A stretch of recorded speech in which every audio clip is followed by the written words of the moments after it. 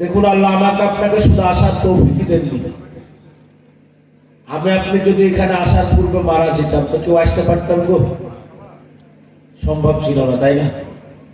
আমার আপনার হায়াত মৌতের মালিক কে? আল্লাহ।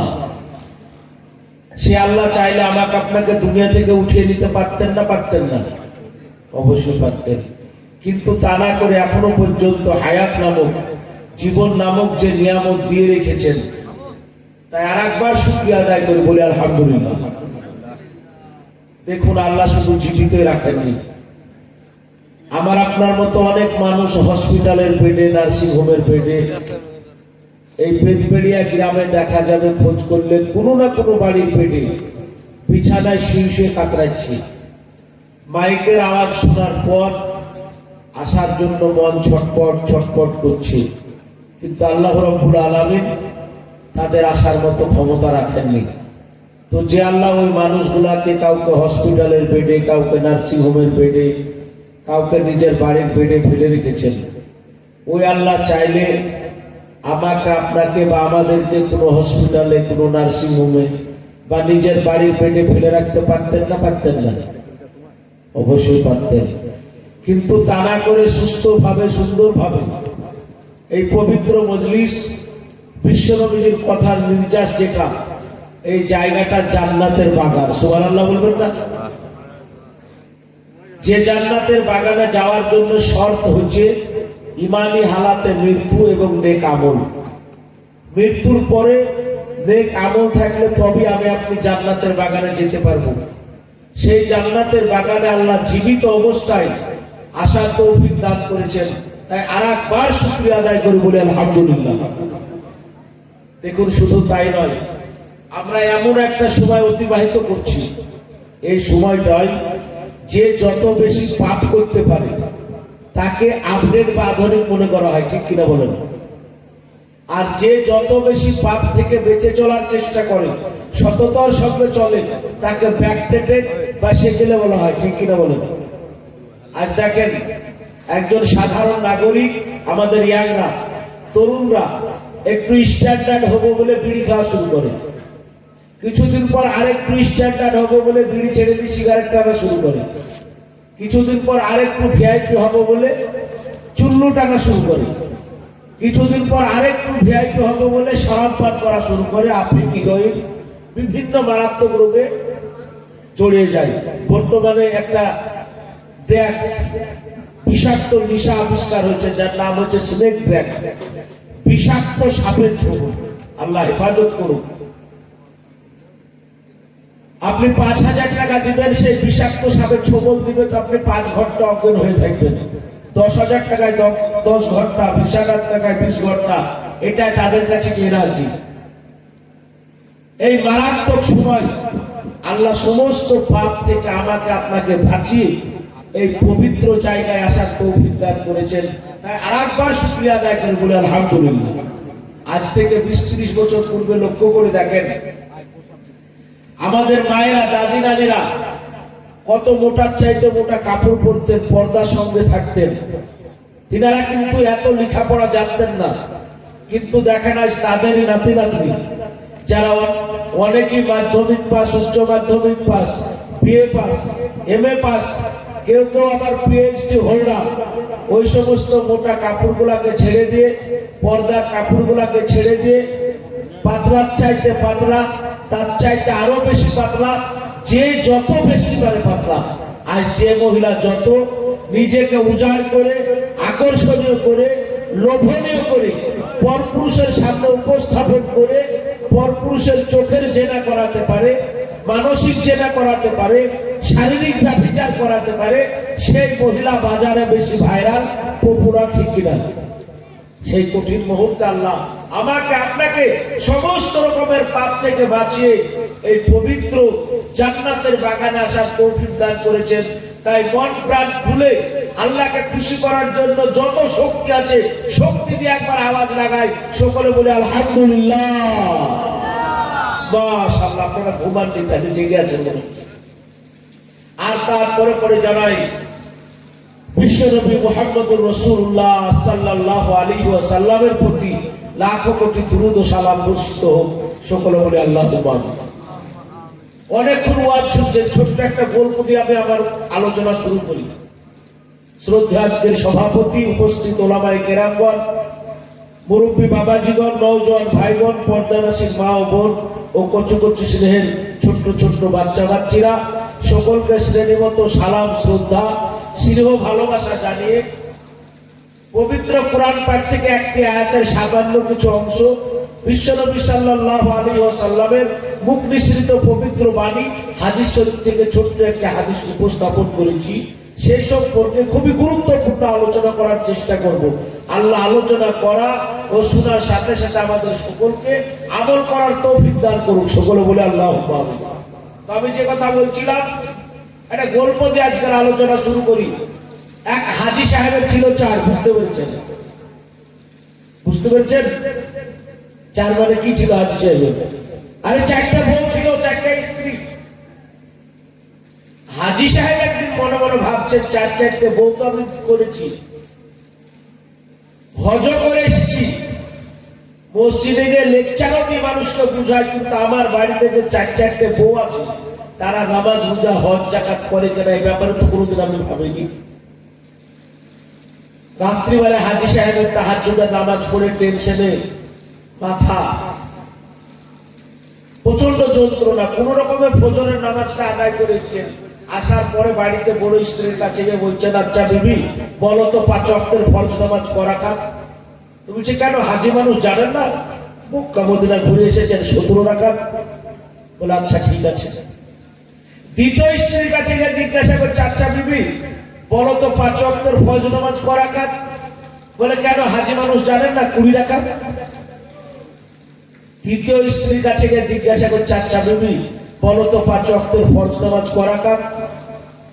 বলে কেন জানেন না, 3 লাখ টাকা খরচ করে হজ করে আসলেন, 15 রাকাত।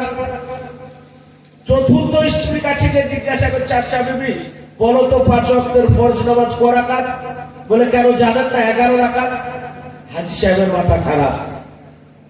আমার বাড়িতে 4টে স্ত্রী, 4 জনের 4 রকম ফতোয়া, তাহলে দুনিয়ার হারটা কি হবে?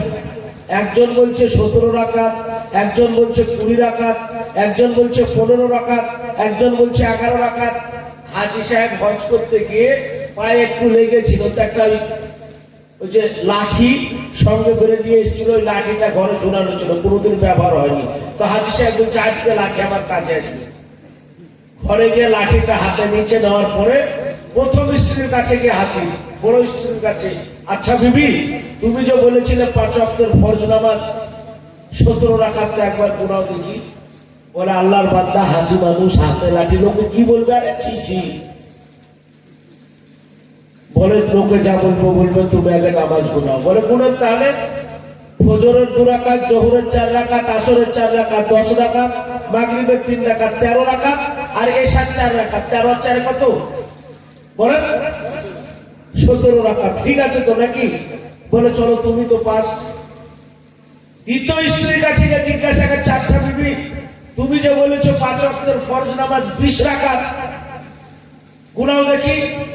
বলে গুনেন, ফজরের 2 রাকাত, জোহরের 4 রাকাত, আসরের 4 রাকাত 10 রাকাত, মাগরিবের 3 রাকাত 13 রাকাত, এশার 4 রাকাত 17 রাকাত, আর এশার 3 রাকাত ভিতর ওয়াজিব, মানে ফরজের কাছাকাছি। আপনার দাদু কবুর থেকে এসে পড়ে দিবে নাকি? বলে তোমার তো লাইন মোটামুটি ঠিক, কিন্তু 15-11 তো কোনো লাইনই নাই আছে। মনে মনে ভাবছে, আরে এই শেষ বউ দুটো বিয়ে করেছিলাম, এদেরকে তো আমি বেশি ভালোবাসি, এরা তো এখন বুড়ি হয়ে গেছি, আর 5 তো এরা করতে পারবে না, যা বলেছে তাতে মাঠে দুজনকে দিতে হবে। তৃতীয় স্ত্রীর কাছে গিয়ে হাজির, বলে বিবি তুমি যা বলেছো 5 ওয়াক্তের ফরজ নামাজ 15 রাকাত, দেখো ওই দুজন কিন্তু পাস হয়ে গেছে, আর আমার বিশ্বাস তোমার পাস করার কোনো ক্ষমতা নাই, তুমি 15 রাকাত বোঝাতেও পারবে না, আর এটা সম্ভবও না। আর তুমি যখন বোঝাতে পারবে না, ওই দুজনের মার আর তোমার মার 3 নম্বর মার পড়বে তোমার উপর। বলে আল্লাহর বান্দা, জুমার দিন আপনার জামা কাপড়গুলো কেবল পরিষ্কার করতে বসেছে, একটু পরে তো আবার জুমার নামাজ পড়তে যাবেন, পরিষ্কার পরিচ্ছন্ন কাপড় লাগবে, এখন ছাড়েন পরে কোনো সময় করে দেবো। বলে না, যা আছে জামা কাপড় ওই পরে যাবো, তুমি আগে নামাজ পড়াও তারপরে হবে। বলে গুনান তাহলে ফজরের 2 রাকাত আর জুমার ফরজ নামাজ কয় রাকাত পড়েন আপনারা? কত গো? 2 রাকাত, তাই না? তাহলে ফজরের 2 আর জুমার 2 কত? 4, আসরের 4 8, মাগরিবের 3 11, আর এই 7 4 কত? 11 আর 4 কত? 15। বলে তোমারও তো লাইন ঠিক আছে। বলে 11 তো কোনো লাইনই নাই। ছোট স্ত্রী হাজী সাহেবের মন খুব খারাপ। আরে শেষ বয়সে বিয়ে করলাম যাকে আমি সবচাইতে বেশি ভালোবাসি, আমার কাছের স্ত্রী, আর পানিশমেন্টটা তারই হবে, কারণ এরা 3 জন তো এই হিসাব মিলিয়ে দিচ্ছে, আর হিসাব মিলানোর তো কোনো লাইনই নাই। হাজী সাহেবের মন খুব খারাপ। ছোট স্ত্রীর কাছে গিয়ে বলছে, বিবি দেখো, তোমাকে সবচাইতে বেশি ভালোবাসি, তাই বৃদ্ধ বয়সে আবার তোমাকে বিয়ে করে নিয়ে এসেছি, কিন্তু নামাজ যদি না গোনাতে পারো মায়ের কিন্তু 4 ডবল পড়বে তোমার উপরে। বলে আল্লাহর বান্দা, আপনি বলে আমাকে সবচাইতে বেশি ভালোবাসেন, আপনি বলেছেন আমাকে নিয়ে আগ্রা তাজমহল দেখতে যাবেন, রিজার্ভেশন করা আছে, ট্রেনে তো কিছু খাবার খেতে হবে, তা আমি কিছু নাস্তা পানি তৈরি করছি, তো দয়া করে এখন ডিস্টার্ব দিয়েন না, ট্রেনে যেতে যেতে কাজ নাই, তখন নামাজ গুলো আপনাকে গুনাবো। তো বলছে, শুনুন, আমি হাজি মানুষ, আমার জমি জায়গা যথেষ্ট দিচ্ছে, আল্লাহ টাকা পয়সা যথেষ্ট আছে, ক্যান্টিনে প্রচুর খাবার কিনবো আর খাবো, কত খাবে, তুমি ওইসব বাহানা বাদ দাও, নামাজ গুনাও।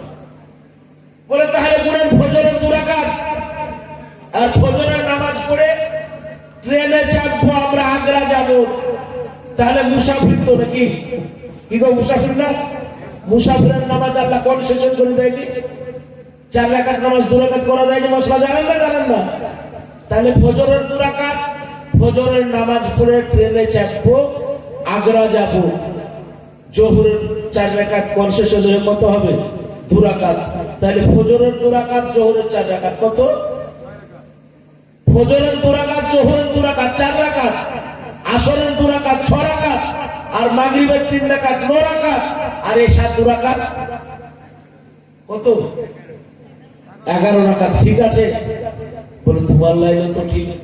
গল্প শোনানোর উদ্দেশ্য আমার, ওই সমস্ত মা বোনদের এত সূক্ষ্ম জুজি মশলায় কত জ্ঞান ছিল চিন্তা করেন। কিন্তু এখন আমাদের মা বোনদের কি অবস্থা গো? 5টা কালেমা যদি শুদ্ধভাবে পড়ো, বলা যায়, হয়তো আপনাদের গ্রামের মেয়েরা পড়তে পারে, আমাদের হরিহর পড়ার ওইদিকে সম্ভব না। ফুট বেঁকা হয়ে যাবে, চিঠি কল লাগবে ফুট সোজা করতে। চিঠি কল বোঝেন তো নাকি? চিঠি কল লাগবে সোজা করতে। কিন্তু ওই সমস্ত মা বোনদের এত সূক্ষ্ম মশলা মশাই যা যে কোনো আলেমই হঠাৎ করে কি বুঝতে পারবে না কত জ্ঞান ছিল। এই জ্ঞানটা কোথায় থেকে তারা পেয়েছিল, কিভাবে তারা শিখেছিল? ভাবছিলাম আমার সোনার লালেরা, তাই মা বোনদের শিক্ষার প্রতি বিশেষ করে গুরুত্ব দেওয়া দরকার। কথা আছে, মত পড়া, পাঠ পড়া, আওরাত পড়ি, খানদান পড়া। একজন মানুষের যদি একটা ছেলে আর একটা মেয়ে থাকে, আর ওই ব্যক্তির একজনকে পড়ানোর ক্ষমতা আছে, আমার ব্যক্তিগত মত, ছেলেটাকে না পড়েও মেয়েটাকে পড়ানো। কারণ ছেলেটাকে পড়ালে শুধু ছেলেটাকে পড়ানো, কিন্তু মেয়েটাকে যদি পড়ায়, সে মেয়েটাকে পড়ানো না, বরং একটা খানদান, একটা বংশকে সে পড়িয়ে দিল। সুবহানাল্লাহ বলবেন না? বাপজিরা আমার সোনার লালেরা, এই মাদ্রাসায় সেখানে কি শিক্ষা দেওয়া হয়? কুরআন হাদিসের শিক্ষা দেওয়া হয়, বিশ্বনবীর আদর্শের শিক্ষা দেওয়া হয়। বিশ্বনবী মুহাম্মদুর রাসূলুল্লাহ সাল্লাল্লাহু আলাইহি ওয়াসাল্লাম, যিনি পৃথিবীর মধ্যে সর্বশ্রেষ্ঠ মহামানব ছিলেন, আল্লাহর রাসূল, তার আদর্শ সম্পর্কে মাইকেল এইচ হার্ট ইংরেজিতে একটা বই লিখেছেন, যার নাম দেওয়া হয়েছে দ্য 100। ওই বইয়ের পয়লা নম্বরে যার স্থান দেওয়া হয়েছে, তিনি হচ্ছেন আমার আপনার নবী মুহাম্মদুর রাসূলুল্লাহ সাল্লাল্লাহু আলাইহি ওয়াসাল্লাম। মাইকেল হার্টকে তার বন্ধুরা জিজ্ঞাসা করেছিল যে, মুহাম্মাদের নাম তুমি 1 নম্বরে কেন দিলে? জোসেফ ছিল, মোজেস ছিল, আরো অনেকে ছিল, তাদের নামটা দিতে পারতে। ঠিক আছে।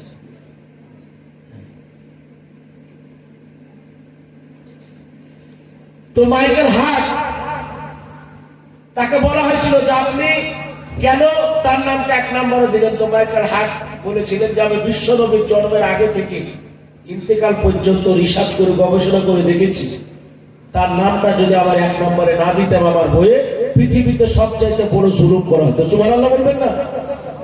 আর মাইকেল হার্ট এক নম্বরের নাম কেনই বা দিবেন না? আপনারা সকলে জানেন বিশ্ব নবীজি যখন মায়ের গর্ভে, উনার আব্বাজান ইন্তেকাল করেছিলেন, তাই না? মা আমিনা এখন দেওয়া শ্বশুর বাড়িতে থাকেন, অর্থাৎ আব্দুল মুত্তালিবের বাড়িতে। যে পাড়ায়, যে বাড়িতে, যে মহল্লায় থাকে, ওই পাড়ার মহিলা মহলে একটা সমালোচনার ঝড় শুরু হয়েছে। আব্দুল্লাহর বেওয়া স্ত্রী, আব্দুল মুত্তালিবের পুত্রবধূ এত দামি আতর ব্যবহার করে, পারফিউম ইউজ ব্যবহার করে, খুশবু ব্যবহার করে, যেটা আশেপাশে কোনো শহরে পাওয়া যায় না। সেটা একজন বেওয়া মহিলা কেন ব্যবহার করে? এটা তো তার জন্য শোভা পায় না। আপনার আমার ব্যাপারে যদি কোনো সমালোচনা হয়, তো আস্তে আস্তে ওই সমালোচনাটা একদিন না একদিন কানে পৌঁছাবে না? পৌঁছাবে না? নবীজির দাদা আব্দুল মুত্তালিবের কানে পৌঁছেছে। আব্দুল মুত্তালিব মনে মনে ভাবছেন, পাড়ার মহিলারা যে সমালোচনাটা করছে এটা তো অমূলক না, বেকার না। আমিও তো বৌমার কাছ থেকে এই সুগন্ধ শুনতে পাই। তাই মা আমিনাকে একদিন ডাক দিয়ে বলছেন, বড় পাড়ার মহিলা মহলে একটি সমালোচনার ঝড় শুরু হয়েছে। আব্দুল্লাহর বেওয়া স্ত্রী আব্দুল মুত্তালিবের পুত্রবধূ এত দামি আতর ব্যবহার করে, খুশবু ব্যবহার করে, পারফিউম ইউজ করে। ইয়াতর তো মক্কার না, ইয়াতর তো মদিনার না, ইয়াতর তো বাসরার না, ইয়াতর তো কুফার না। বলে, মা গো, তুমি তো আমার বেওয়া বৌমা, কোথায় থেকে এত দামি আতর সংগ্রহ করো বলো না? আর করো তো করো, তুমি তো আমার বেওয়া বৌমা, এত দামি আতর তো তোমার ব্যবহার করা শোভা পায় না। মা আমিনা চোখের পানি ছেড়ে দিয়ে বলেন, আব্বা যান, আজ কয় মাস হলো আমার স্বামী আব্দুল্লাহ ইন্তেকাল করেছেন। তারপর থেকে তবে আপনার বাড়িতেই থাকি, আপনার বাড়িতেই খাই। বলে, আব্বা যান, আপনি যা খাওয়ান তাই আমি খাই, আপনি যা পড়ান তাই আমি পড়ি, আপনি যা ব্যবহার করেন তাই আমি ব্যবহার করি। বাইরের জগতের কারো সঙ্গে তো আমার কোন রকমের সম্পর্ক নাই। আব্বা কে আমাকে আতর এনে দিবি, আর আমি বেওয়া কেনই ব্যবহার করি? আব্দুল মুত্তালিব বলেন, মা গো, চালাকি করলে হবে না, কারণ এই সুগন্ধ তো আমিও তোমার কাছ থেকে অনুভব করি, আমিও বুঝতে পারি। বলে, আসল রহস্য কি মা? তুমি চালাকি করো না, আমার সামনে খুলে বলো। মা আমিনা চোখের পানি ছেড়ে দিয়ে বলেন, আব্বা যান, আমি বলতে পারবো না, তবে আব্বা গো, আমার গর্ভে, আমার পেটে যে গেস্ট এসেছে, যে মেহমান এসেছে, যে অতিথি এসেছে, এই মেহমান যেদিন থেকে আমার গর্ভে এসেছে, আমি আমিনা যখন থুতু ফেলি, আমার থুতু দিয়ে মুস্কে আম্বারের মতো খুশবু বাহির হয়। আমি আমিনা আমার শরীর দিয়ে ঘাম ঝরে, ওই ঘাম দিয়ে মুস্কে আম্বারের মতো খুশবু বাহির হয়। আমি আমিনা যখন রাস্তা দিয়ে হেঁটে যাই, রাস্তার দুই দিকের গাছগাছালি আমাকে সালাম জানাই। কুয়াতে যখন পানি তুলতে যাই, কুয়ার কাছে গিয়ে দেখি পানি আর কুয়ার মুখে তবে বেশে নাই, কুয়ার মুখে চলে এসেছে। আমি বালতি চুবড়িয়ে দিই, বালতি ভর্তি করে নিই, পানি নিয়ে চলে আসবো। বান্ধবীরা বলে, আমিনা রে, দাঁড়াও দাঁড়াও, তুমি চলে গেলে কুয়ার পানি আর কুয়ার তলদ মুখে থাকবে না, তলদেশে চলে যাবে। আমি দাঁড়িয়ে থাকি, বান্ধবীরা পানি ভর্তি করে নাই। আমি যখন চলে আসি, বান্ধবীরা এসে বলে, আমিনা রে, তুমি আসার সাথে সাথে পানি আর কুয়ার মুখে নাই, তলদেশে চলে গিয়েছে। বলেন সুবহানাল্লাহ। মাইকেল হার্ট বলছেন, আমি যে এক নম্বরে নাম দিব না তো কেমন করে দিব না? আছে পৃথিবী তার দ্বিতীয় কোনো মাইলাল? মা আমিনা বলেন, আব্বা যান, শুধু তাই নয়, আমি যখন রাত্রি বেলায় ঘুমাই, মা হাওয়া আমাকে সালাম জানাই, বিবি রহিমা আমাকে সালাম জানাই, বিবি মরিয়ম আমাকে সালাম জানাই, বিবি আসিয়া আমাকে সালাম জানাই। আব্বা চাই আমার পায়ের তলায় পাথর পড়ে মোমের মতো গলে যায়, আর কাটা পড়ে গোলাপের পাপড়ি হয়ে যায়। মাইকেল হার্ট বলছেন, আছে পৃথিবীতে আর কোনো মায়ের লাল? বিশ্বনবী সাল্লাল্লাহু আলাইহি সাল্লামের জন্মের পর মা আমিনা কোলে করে বসে আছেন, আর বিশ্ব নবীজির সুন্দর নুরানি চেহারা দেখছেন, আর মনে মনে আফসোস করছেন, আইরে, আজ এই সন্তানের পিতা যদি আব্দুল্লাহ বেঁচে থাকতো, তো নিজের ছেলের চেহারা দেখে তার কলিজাকে শীতল হয়ে যেত। মানুষ যখন নিজের সন্তানকে দেখে, কি গো, কলিজা শীতল হয় না? হয় না? বিড়বিড় করে বলছেন, আমি আমিনা তো মক্কার বহু মায়ের কোলে তাদের সন্তানদেরকে দেখেছি, এত সুন্দর চেহারা তো কোনো সন্তানের দেখিনি। হঠাৎ করে দুধমা হালিমা এসে আসছে। দুধমা হালিমা আসার পরে বলে, ও আমিনা, তুমি তো একজন মক্কার গৃহবধূ, তুমি আর কত মায়ের কোলে তাদের লালদেরকে দেখেছো। আমি হালিমা, আমাদের পেশা এবং নেশা হচ্ছে অপরের সন্তানকে দুধ পান করানো, তাদেরকে মানুষ করা, তাদেরকে বড় করা। পরে আমিনারে, আমরা গ্রামের মেম্বারের ছেলেদেরকে দুধ পান করিয়েছি, প্রধানের ছেলেদেরকে দুধ পান করিয়েছি, এখানে মিনিস্টারের সন্তানদেরকে আমরা দুধ পান করিয়েছি, বড় বড় শিল্পপতি সওদাগরের সন্তানদেরকে আমরা দুধ পান করিয়েছি। বলে, ও আমিনা, আমি মক্কার মায়েদের কোলে তাদের লালদেরকে দেখেছি, মদিনার মায়েদের কোলে তাদের লালদেরকে দেখেছি, বাসরার মায়েদের কোলে তাদের লালদেরকে দেখেছি, কুফার মায়েদের কোলে তাদের লালদেরকে দেখেছি। বলে, আমি হালিমা খুদার কসম করে বলছি, আমিনারে তোমার কোলে যে লাল আল্লাহ দান করেছেন, এত সুন্দর চেহারাওয়ালা লাল আমি হালিমা আজ পর্যন্ত কোনো মায়ের কোলে দেখিনি। সুবহানাল্লাহ। বাড়ি থেকে বলুন কেন? কি চেহারা নিয়েছিল আল্লাহ রসুলকে চিন্তা করেন। আজকাল আমাদের ইয়াং ছেলে মেয়েগুলা কি করছে? অবৈধ প্রেম, হারাম রিলেশন, মোবাইলে সারা রাত মেসেঞ্জারে, হোয়াটসঅ্যাপে, ফেসবুকে নিজের প্রেম নষ্ট, লেখাপড়া নষ্ট, বাপ মায়ের ইজ্জত সম্মান নষ্ট, জাতির সম্মান নষ্ট করে দিচ্ছে। ওই হারাম অবৈধ প্রেমটা না করে এই বিশ্ব নবী যিনি সবচাইতে বেশি সুন্দর পৃথিবীর, তার সাথে যদি প্রেমটা করতো তো আমাদের ছেলে মেয়েগুলো আল্লাহর ওলি হইতো না? হতো না? সব আল্লাহর ওলি হয়ে যেত। এবার আব্দুল মুত্তালিব এসে আছেন। আব্দুল মুত্তালিব আসার পরে কি বলছে শুনুন। বলে, মা আমিনা, তুমি তো একজন মক্কার গৃহবধূ, তুমি আর কত মায়ের কোলে তাদের লালদেরকে দেখেছো। বলে, হালিমারে, হতে পারো তুমি দুধমা, তুমি আর কত মায়ের সন্তানকে দুধ পান করিয়েছো। আমি আব্দুল মুত্তালিব হচ্ছি পবিত্র কাবার মুতাওয়াল্লি। প্রতি বছর পৃথিবীর বিভিন্ন প্রান্ত থেকে হাজার হাজার মানুষ পবিত্র কাবায় হজ করার জন্য আসে। পুরুষ যেমন আসে, মহিলারাও আসে। আর মহিলারা যখন হজ করতে আসে, তাদের ছোট্ট ছোট্ট লাল গুলাকেও সঙ্গে করে নিয়ে আসে। আর তাদের যখন ঝাড়ফুঁক করার প্রয়োজন হয়, আমি যেহেতু পবিত্র কাবার মুতাওয়াল্লি, ঝাড়ফুঁক করার জন্য তারা আমার কাছে নিয়ে আসে।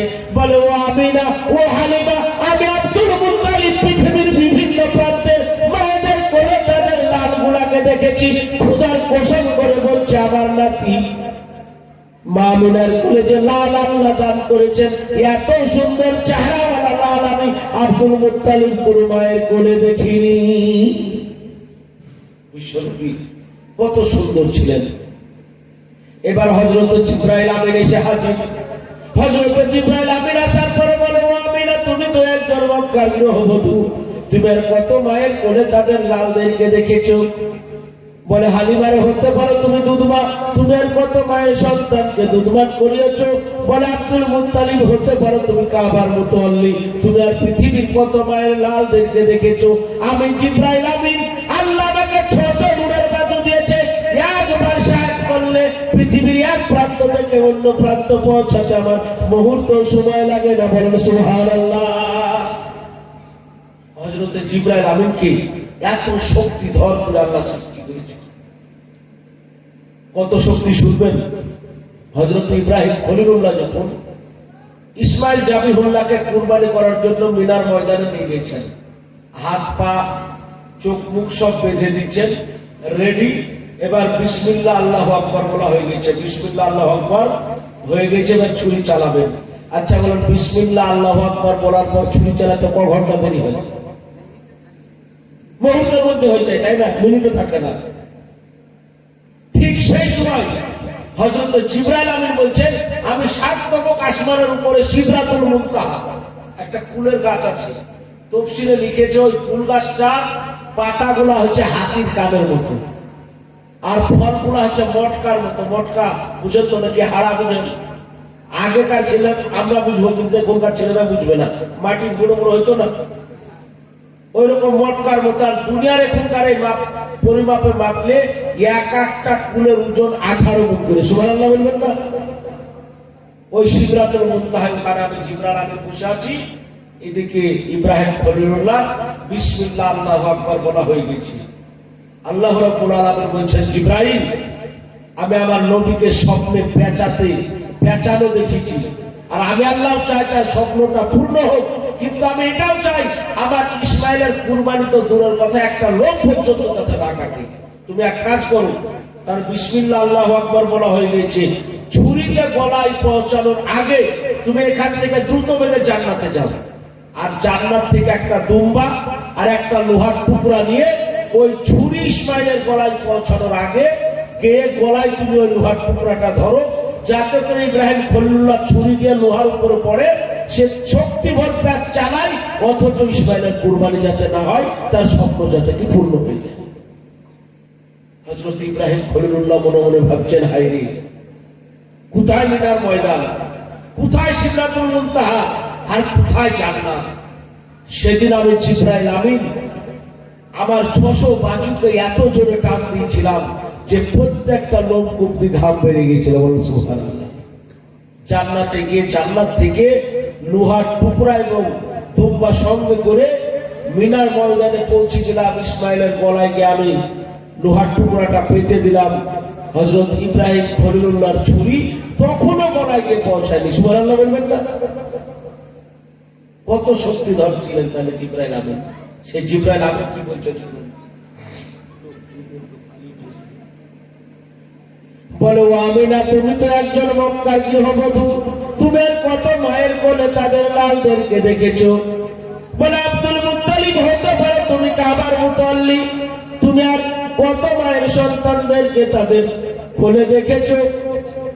বলে, জিবরাইল আমিন আল্লাহ আমাকে 600 নূরের বাজু দিয়েছে, একবার শাক করলে পৃথিবীর এক প্রান্ত থেকে অন্য প্রান্ত পৌঁছাতে আমার মুহূর্ত সময় লাগে না।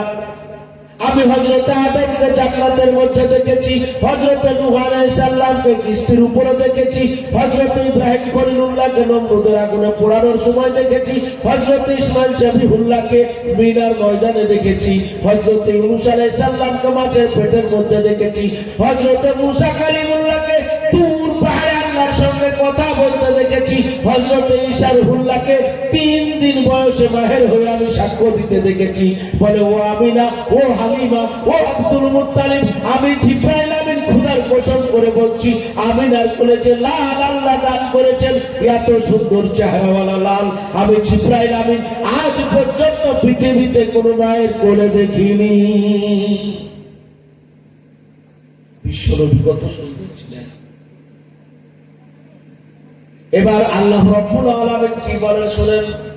বলে, ও আমিনা, তুমি তো একজন মক্কার গৃহবধূ, তুমি আর কত মায়ের কোলে তাদের লালদেরকে দেখেছো। বলে, হালিমারে হতে পারে তুমি দুধমা, তুমি আর কত মায়ের সন্তানকে দুধ পান করিয়েছো। বলে, আব্দুল মুত্তালিব হতে পারে তুমি কাবার মুতাল্লি, তুমি আর কত মায়ের কোলে তাদের লালদেরকে দেখেছো। বলে, জিবরাইল আমিন হতে পারে তুমি শক্তিধর, লাগাতে পারো বিশাল পৃথিবীতে চক্কর তুমি বারবার। আমি আল্লাহ আমার ইজ্জতের, আমার জালালের, আমার বড়াই কসম করে বলছি, আমি আল্লাহ তো আমার নবী, আমার প্রেমিক, আমার মাহবুব বিশ্ব নবী মুহাম্মদুর রাসূলুল্লাহ তার চাইতে সুন্দর করে পৃথিবীতে আর কোনো মায়ের লালকে তৈরি করিনি। বলেন সুবহানাল্লাহ। তোমরা দেখবে তো কেমন করে দেখবে,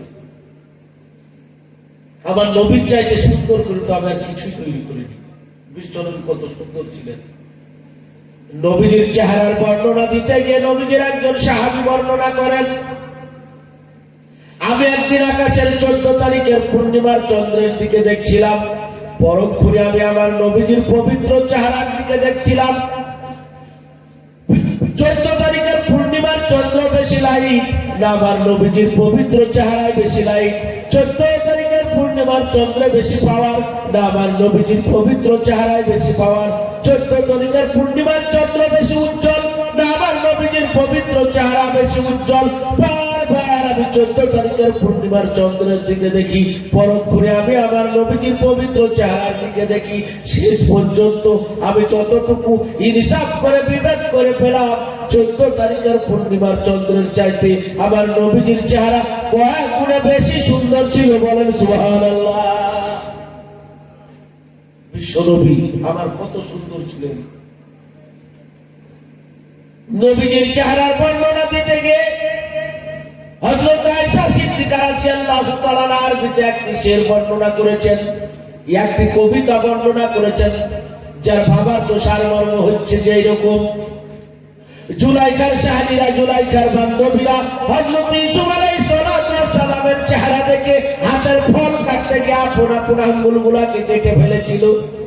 তারা যদি ওই জায়গায় ওই স্থানে হযরত ইউসুফ আলাইহিস সালামের চেহারা না দেখে আমার নবী মুহাম্মদুর রাসূলুল্লাহ সাল্লাল্লাহু আলাইহি ওয়াসাল্লামের পবিত্র চেহারাকে দেখতো, হাতের আঙ্গুল কাটা তো দূরের কথা, আপন আপন কলিজাকে কেটে ফেলতো, তবুও তাদের হুঁশ থাকতো না। বলেন সুবহানাল্লাহ।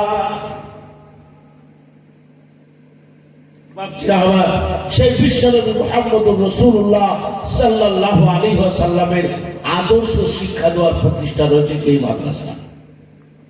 তাই এই মাদ্রাসাগুলোকে আমাদের চোখের মনির মতো হেফাজত করে রাখতে হবে। যদি হেফাজত করে না রাখি, ভাবছি আগামী দিন আমার আপনার ভবিষ্যৎ জেনারেশন যারা আসছে তারা কিন্তু পরিপূর্ণ মানুষ কি হতে পারবে না। আমিরুল মুমিনিন খলিফাতুল মুসলিমিন হযরত ওমর ফারুকের কাছে গিয়ে একজন মুরব্বি শিকায়ত করছেন, বলে ও আমিরুল মুমিনিন খলিফাতুল মুসলিমিন, আপনি মুসলিম জাহানের বাদশা, আপনি মুসলিম জাহানের গভর্নর, বলে হুজুর গো আপনি আমার বিচার করে দিন। বলে কি বিচার? বলে হুজুর আমার ছেলে আমাকে থাকতে দেয় না, খেতে দেয় না, বাড়িতে সম্মান করে না, এমনকি আমাকে বাড়ি থেকে বের করে দিয়েছে। হযরত ওমর ফারুক বলেন, আমি উমর আমার শাসনকালে এত ইনসাফ, এত ন্যায়পরায়ণতা, আর ছেলেকে বাপকে খেতে দেয় না, এত বড় স্পর্ধা, ছেলেকে ডাকা হোক, তার বিচার হবে। ছেলে আসামির কাঠগড়ায় হাজির। ছেলে আসার পরে বলো আমিরুল মুমিনিন খলিফাতুল মুসলিমিন, আপনি আমার আব্বা জানের কথা শুনেছেন, এবার আমার কথা শুনবেন, বাদী বিবাদী উভয়ের কথা শুনবেন, শোনার পরে আপনি বিচার করবেন। এবং আমার বিশ্বাস আমার আব্বা জান যে কথা বলেছে আপনি শুনেছেন, আমার কথাও শুনবেন, শোনার পরে আমি আপনার কাছ থেকে ইনসাফ পাবো, ন্যায় বিচার পাবো। হযরত ওমর ফারুক বলেন, বাবা কি কথা আছে বলো। বলে হুজুর গো আমার আব্বা জান যখন বিবাহ করেন, আমার আব্বা জানার উচিত ছিল একদম দিনদার পরহেজগার ধার্মিকা পর্দানশীল মহিলাকে বিবাহ করা, কিন্তু আমার আব্বা জান যে মহিলাকে বিবাহ করেছিলেন তার চরিত্র ছিল খারাপ, তার চরিত্র ছিল ব্যাখ্যারিকটার নোংরা পরিবেশের, নোংরা ফ্যামিলির একজন নোংরা মহিলাকে আমার আব্বা জান বিবাহ করেন। দ্বিতীয় নম্বর, আমার আব্বা জানার উচিত ছিল সারা জীবন হালাল কামানো, হালাল কি জিনিস আমার আব্বা জীবনে কোনোদিন বোঝেননি। তৃতীয় নম্বর, আমি যখন দুনিয়ার বুকে জন্মগ্রহণ করি আমার আব্বা জানার উচিত ছিল আমাকে দিন শিক্ষা দেওয়া, ধর্মীয় শিক্ষা দেওয়া, বড় বড়দের শ্রদ্ধা করতে হয়, ছোটদের স্নেহ করতে হয়, এই সমস্ত শিক্ষা জীবনে আমার আব্বা জান কোনোদিন দেননি। এমনকি আমার নাম রেখেছেন জুল। জুল হচ্ছে আরবি শব্দ, যার বাংলা অর্থ হচ্ছে পায়খানার পোকা। বলে ও আমিরুল মুমিনিন খলিফাতুল মুসলিমিন, আমি যখন বন্ধুদের কাছে যাই, পাড়া প্রতিবেশীর কাছে যাই, তারা আমাকে পায়খানার পোকা, পায়খানার পোকা বলে ডাকে। আপনি বলুন আমি আমার ওই বাপকে কিভাবে সম্মান করতে পারি, খেতে দিতে পারি, আর বাড়িতে থাকতে দিতে পারি? হযরত ওমর ফারুক মুরব্বিকে ডেকে বলছেন, মুরব্বি তুমি যদি নিমের বীজ লাগাও আর মনে মনে ভাবো তার থেকে সুস্বাদু আম হবে, বেদ বেড়াতে হয়, কোনো জায়গাতেই হয় না, তাই না? তো ভাবছি আমার সোনার লালেরা, আজ আমার আপনার সমাজে সুসন্তান যে জন্ম নেবে, সুসন্তান তৈরি হবে, তার জন্য প্রথম ফ্যাক্টরি হচ্ছে কি? একজন মা আমার আপনার সন্তানকে উপহার দিতে হবে। যতক্ষণ পর্যন্ত আমি আপনি আমার আপনার সন্তানকে একজন দিনদার পরহেজগার আদর্শ মা উপহার না দিতে পারবো, আদর্শ সন্তানও কি জন্ম হবে না। আর এই আদর্শ মা কোথায় তৈরি হয়? ওই স্কুলে হয়, কলেজে হয়, না আপনারা যে মাদ্রাসা করেছেন এই মাদ্রাসায় হয়? ভাবছিলাম আমার সোনার লালেরা, আগেকার মহিলারা কত দিনদার ছিল, পরহেজগার ছিল জানেন? বাদশা হারুন আর রশিদের কথা শুনেছেন? একজন বিখ্যাত দিনদার বাদশা ছিলেন, তিনার স্ত্রীর নাম ছিল সুবাইদা। তো সুবাইদার রাজমহলের চতুর্দিকে 1000 ছোট্ট ছোট্ট কামরা ছিল। 24 ঘন্টা সুবাইদার বাড়িতে পবিত্র কোরআন পাকের তেলাওয়াত হতো। সুবহানাল্লাহ বলবেন না? সিস্টেম করা ছিল, এই 100 জন সকাল 6টা থেকে 8টা পর্যন্ত পড়বে, এই 100 জন 8টা থেকে 10টা পর্যন্ত পড়বে, এই 100 জন 10টা থেকে 12টা পর্যন্ত পড়বে। এইভাবে সকাল থেকে নিয়ে আবার পরের দিন সকাল পর্যন্ত 24টা ঘন্টা তার বাড়িতে কোরআন পাকের তেলাওয়াত হতো। সুবহানাল্লাহ বলবেন না? কিন্তু আজ আমাদের বাড়িতে বছরকে বছর মাসকে মাস চলে যায়, কোরআনের তেলাওয়াত হয়। আজ কোরআনের সঙ্গে আমাদের কোনো মহব্বত আছে, ভালোবাসা আছে? আজ আমাদের বাড়িতে যদি রেডিও টেলিভিশন থাকে, আমরা তার কভার তৈরি করি, চুস্তান তৈরি করি, বাজারের যত দামি দামি কাপড় আছে তাই দিয়ে। একদিনও যদি আমার বিবি পবিত্র কোরআন পাক তেলাওয়াত না করে, কোনদিন ভুল করে বলি না, বিবি আমার আল্লাহর কোরআন সারা বছর ময়লা হয়ে ঘরের কোনায় পড়ে আছে, তুই একবার পড়ে দেখ, একবার তেলাওয়াত কর। অথচ বাড়িতে টিভি, সিডি, মোবাইল থাকলে তার কতকে আমরা যত্ন করি। আজ কোরআনের মহব্বতকে আমাদের অন্তরে নাই। আজ আমাদের দেশে আমরা বিভিন্ন রকমের গান বাজনা শুনতে শুরু করে দিয়েছি, এমনকি হালাল করার জন্য এক শ্রেণীর গানকেও আমরা ইসলামিক ইতিহাসের গান বলেও শোনার চেষ্টা করি। ভাবছি আমার সোনার লালেরা, তো বিবি জুবাইদা অত্যন্ত দিনদার পরেজগার ছিলেন। বাদশা হারুন আর রশিদ একদিন রাজ দরবারে বসে আছেন, হঠাৎ করে দেখলেন বাহলুল নামে একজন আল্লাহর ওলি ছিল, পাগল, দুনিয়ার পাগল, কোনো লাভ লালসা ছিল না। বাদশার গেট খুলে বাদশা রাজ দরবারে ঢুকে বলছে, বলে ये जन्नत की टिकट है लेने वाला कोई है, 1 लाख रुपया इसका कीमत है, दाम है। বলে আমার কাছে একটা জান্নাতের টিকিট আছে, আছে কোন আল্লাহর বান্দা বান্দি কিনবে 1 লক্ষ টাকা দাম, যদি 1 লক্ষ টাকা আমাকে দেয় তাহলে এই জান্নাতের কনফার্ম টিকিটটা আমি দিয়ে দেব। বাদশা হারুন আর রশিদের দরবারে একজন বিখ্যাত আলেম ছিলেন, ফজল বিন আব্বাস। বাদশা জিজ্ঞাসা করলেন, হারুন আর রশিদ, এই যে পাগল এসছে বাহলুল, বলছে আমার কাছে জান্নাতের টিকিট আছে, এটা কি সম্ভব? বলে মানুষ কোনদিন জান্নাতের টিকিট দিতে পারে? বাচ্চা সব ফালতু কথা। ধাক্কা দিয়ে বাহলুলকে রাজ দরবার থেকে বের করে দেওয়া হলো। গেটের বাইরে বেরিয়ে আবার আওয়াজ লাগাচ্ছে, ये जन्नत का टिकट है लेने वाला कोई है, 1 लाख रुपया इसका कीमत है। হঠাৎ দেখা গেল বেলকনির উপর থেকে একজন মহিলার কণ্ঠস্বর, মহিলা আওয়াজ দিচ্ছে, বলে বাবাজি আমার কাছে 1 লাখ টাকা নাই, তবে 1 লাখ টাকার চাইতে বেশি দামি একটা আমার গলায় হার আছে। 5-10 লাখ টাকা মূল্য হিরে সোনা জওহরাতের একটা হার আছে, ক্যাশ টাকা কিন্তু আমার কাছে 1 লাখ নাই। বলে বাবাজি আপনি যদি হারটি কবুল করেন আর আমাকে ওই জান্নাতের টিকিটটা আপনি দেন, তাহলে আমি নিতে পারি। সঙ্গে সঙ্গে বাহলুল ওই জান্নাতের টিকিট খানা বাদশা হারুন আর রশিদের স্ত্রী জুবাইদার হাতে দিয়ে দিলেন। আর 1 লক্ষ ওই যে দামি হারটা তিনি নিয়ে নিলেন। বাহলুল ওখান থেকে বেরিয়ে চলে গেলেন। জুবাইদা টিকিট নেওয়ার পরে দেখছে একটা শ্বেত পাথর, সুফিদ পাথর, শ্বেত পাথরে খোদাই করে লেখা আছে কালেমা লা ইলাহা ইল্লাল্লাহু মুহাম্মাদুর রাসূলুল্লাহ। চুমা খেলেন, খাওয়ার পরে ঘরের মধ্যে একটা আলমারিতে ভালো করে সংরক্ষণ করে রেখে দিলেন। বাদশা হারুন আর রশিদ সারাদিন কাজ চালানোর পর রাজ দরবার যখন মুলতবি হয়ে গেল, শেষ হয়ে গেল, রাত্রিবেলায় সন্ধ্যার দিকে রাত্রিবেলায় বাড়িতে ঢুকছেন, দরজায় গিয়ে ঢুকা দিচ্ছেন, সঙ্গে সঙ্গে জুবাইদা বাড়ির দরজায় সে খুলে দিচ্ছেন। হাদিসের মধ্যে এসছে, কোন স্বামী যখন কোথাও যায়, তার স্ত্রী যখন স্বামীর আসার অপেক্ষায় থাকে, স্বামী কখন আসবে, আসার সঙ্গে সঙ্গে 1 ডাকে আমি আমার স্বামীর গেটকে দরজাকে খুলে দেব। ওই মহিলা যতক্ষণ দাঁড়িয়ে থাকে, সারা রাত্রি যদি দাঁড়িয়ে থাকে, সারা রাত্রি নফল ইবাদত করলে যতটা নাকি ওই মহিলা স্বামীর অপেক্ষায় দাঁড়িয়ে থাকার জন্য তার আমলনামায় তত নেকি লেখা হয়। বলেন সুবহানাল্লাহ। আল্লাহ রাব্বুল আলামিন মহিলাদের নেকি কামানোটা এত সহজ করে দিয়েছেন। তো বাদশা হারুন আর রশিদ এসে দরজায় ধাক্কা দিচ্ছে, সঙ্গে সঙ্গে জুবাইদা গেট খুলে দিচ্ছে। আপনারা যদি এখন জালসা শুনে যান, গেট খুলবে তো তাড়াতাড়ি নাকি? কি গো, 1 টাকা পাওয়া যাবে? আমাদের স্ত্রীদেরকে জালসা করে বাড়ি যায়, বুঝতে পেরেছেন? গেটে আওয়াজ দিই, যদি মন মেজাজ ভালো থাকে তাকে ভালো করে খুলে দেয়, আর মেজাজ যেদিন খারাপ থাকে, কেমন আছে গো, কি বলে, বুঝতে পারছেন? এমন ভাবে গেট লাগায় মনে হয় ফোনে খাওয়া দরজা হলে থাকবে না, তখন ভেঙে যাবে। কিন্তু জুবাইদা কত পরেশগার মহিলা ছিল দেখেন, স্বামীর জন্য অপেক্ষায় এক আওয়াজে গেট খুলে দিচ্ছে। এবার মা বোনদের একটু আওয়াজ করে অনেক মা বোন আছে, আপনাদেরও কাজে লাগবে।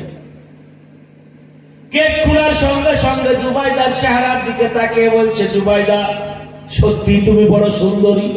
বলে, জুবাইদা যখন তোমাকে দেখি আমার কলিজা শান্তি পায়, কলিজা শীতল হয়ে যায়। জুবাইদা রে, কিন্তু তোমাকে দেখি তোমার গলা আছে, গলার হার নাই। জুবাইদা তোমাকে যখনই দেখি তুমি সুন্দরী, কিন্তু গলায় যখন হারটা থাকে জুবাইদা রে তোমাকে আরো বেশি সুন্দরী মনে হয়। কিন্তু জুবাইদা কি ব্যাপার, হারটা কিসের জন্য তুমি খুলে রেখেছো পরনে বলো? স্ত্রীকে সুন্দরী বলা এটাও আল্লাহর রাসূলের সুন্নাত। আপনারা বলেন তো নাকি? কি গো, মুখ বন্ধ তার মানে বলেন না? আরে স্ত্রীকে সুন্দরী বলা এটাও সুন্নাত, একটা সুন্নাত। এই জামানায় আমল করলে কত নাকি জানেন?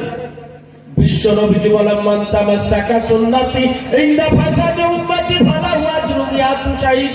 আল্লাহর নবী বলেন, যে ব্যক্তি শেষ জামানায় আমার এক একটি সুন্নাতের উপর আমল করবে, আমার এক একটি সুন্নাতকে জিন্দা করবে, ওই ব্যক্তির আমলনামায় 100 শহীদের নেকি লেখা হবে। বললে সুবহানাল্লাহ।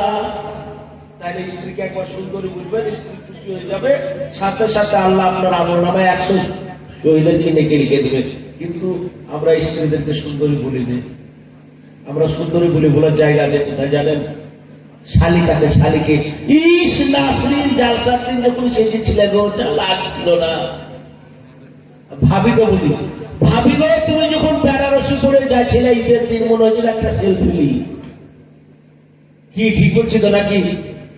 কিন্তু নিজের ঘরের স্ত্রী তাদেরকে আমরা সুন্দরী বলতে পারিনি। অথচ আল্লাহর রাসূল বলেন, কোন স্বামী যখন তার স্ত্রীকে একবার সুন্দরী বলে, আর স্ত্রী শোনার পরে যখন হাসি দেয়, মুখে একটু হেসে দেয়, ওই হাসি দেখে স্বামী যখন হাসি দেয়, স্বামী স্ত্রী দুজন হাসি দেয়, সঙ্গে সঙ্গে আল্লাহ রাব্বুল আলামিন হেসে দেয়। আর আল্লাহ যখন হাসি দেয়, সঙ্গে সঙ্গে ওই স্বামী স্ত্রীর জন্য জান্নাতের মধ্যে একটা পালাখানা তৈরি হয়ে যায়। বিশ্বনবী যখন কোথাও থেকে আসতেন, বাড়িতে ঘরে প্রবেশ করতেন, আসার পর আল্লাহর রাসূল সালাম দিতেন। সালাম দেওয়ার পরে বলতেন, ইয়া হুমায়রা, ইয়া হুমায়রা বলে হযরত আয়েশাকে সম্বোধন করতেন। হুমায়রা মানে কি জানেন? লালি, লালি যাকে বলে, লালি এর সুন্দরী বলে না, ও সুন্দরী আয়েশা, ও সুন্দরী আয়েশা বলে বিশ্ব নবীজি হযরত আয়েশাকে সম্বোধন করতেন। হযরত আয়েশা সিদ্দিকা বলেন, আল্লাহর রাসূল ও সুন্দরী আয়েশা, ও সুন্দরী আয়েশা বলে আমাকে সম্বোধন করতেন। বিশ্বনবী যখন ঘরের ভিতরে প্রবেশ করতেন, আমি যখন খাবার খেতে দিতাম, বিশ্বনবীজি একই বাসনে একই প্লেটে আমাকে সঙ্গে করে খাবার খেতেন। আমি বড় আদর করে যত্ন করে খাবারগুলা তুলে তুলে নবীজির মুখে দিয়ে দিতাম। নবীজি খাবার তুলে তুলে আমার মুখে দিয়ে দিতেন।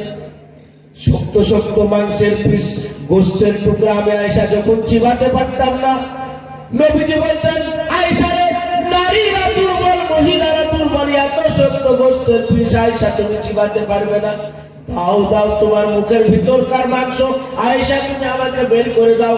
আল্লাহর রাসূল আমার মুখের ভিতর থেকে মাংস বের করে নিতেন, নেওয়ার পরে চিবে চিবে ওই মাংস খেতেন, আবার ওই চিবানো মাংস নবীজি আমাকে বের করে দিতেন। আমি আয়েশা বড় আদর করে যত্ন করে মোহব্বতের সঙ্গে খেতাম। বলেন সুবহানাল্লাহ। হযরত আয়েশা সিদ্দিকা বলেন, শুধু তাই নয়, আল্লাহর রাসূল যখন খাবার খেতে বসতেন, খাবার খেতে খেতে যখন পানি পান করার প্রয়োজন হতো, আমি যে গ্লাসে, যে বাটিতে, যে পাত্রে পানি পান করতাম, নবীজি আমার সেই গ্লাসকে এইভাবে হাতে উঠিয়ে নিতেন। এইরকম ভাবে ঘুরে ঘুরে দেখতেন গ্লাসের কোন জায়গায় আমি আয়েশা ঠোঁট লাগিয়ে পানি পান করেছি।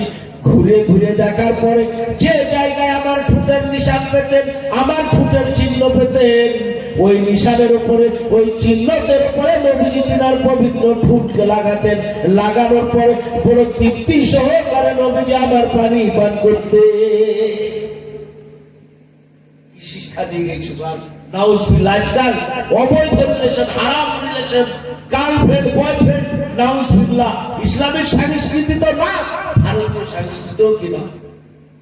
আজ আমরা হেটুলতলা, ভেটুলতলা, তেজপাতা, কোথায় কোথায় রেস্টুরেন্টে গিয়ে আজ অবৈধ হারাম ভাবে তাদের তিনি খায়, অথচ বিশ্বনবী শিক্ষা দিয়েছেন নিজের বাড়িটাকে কি 5 স্টার হোটেল বানান, নিজের স্ত্রীকে নিয়ে আনন্দ করে এনজয় করুন, মস্তি করুন, তাতে আপনার কি নেকি হবে। কিন্তু আমরা সেইগুলা ছেড়ে দিয়ে ওই ভেটুল তলা তেঁতুল তলে আমরা কি করে বেড়াই। ভাবছি আমার সোনার লালেরা, আরে এই শিক্ষা এই আমলগুলো আমরা কখন করতে পারবো? যখন কোরআন হাদিস থেকে আবার আপনার জ্ঞান থাকবে তখন। না জানলে করা যাবে? এই আজকে শুনলেন, শোনার পর আমল করবেন, বলবেন হুজুর ছেলে মেয়ে তো বড় হয়েছে। আরে বাবা, ছেলে মেয়ে বড় হয়েছে কি হয়েছে? সবসময় যে বাড়িতে থাকে, এক এক সময় চুপ করে ঘরের ভিতরে ঢুকে পড়বেন, আপনি খাই দিবেন, খেয়ে নেবেন, সুন্নাতের উপর পালন করবেন। আল্লাহ রাসূল স্ত্রীকে খুশি করার জন্য রাতের বেলায় দৌড় প্রতিযোগিতা করতেন, জানেন? হযরত আয়েশা সিদ্দিকা রাদিয়াল্লাহু তাআলা আনহা বর্ণনা করেন, বিশ্ব নবীজি একদিন বললেন, আয়েশা রাত্রি বেলায় দৌড় প্রতিযোগিতা হবে। আমি আয়েশা তো রেডি, রাজি হয়ে গেলাম।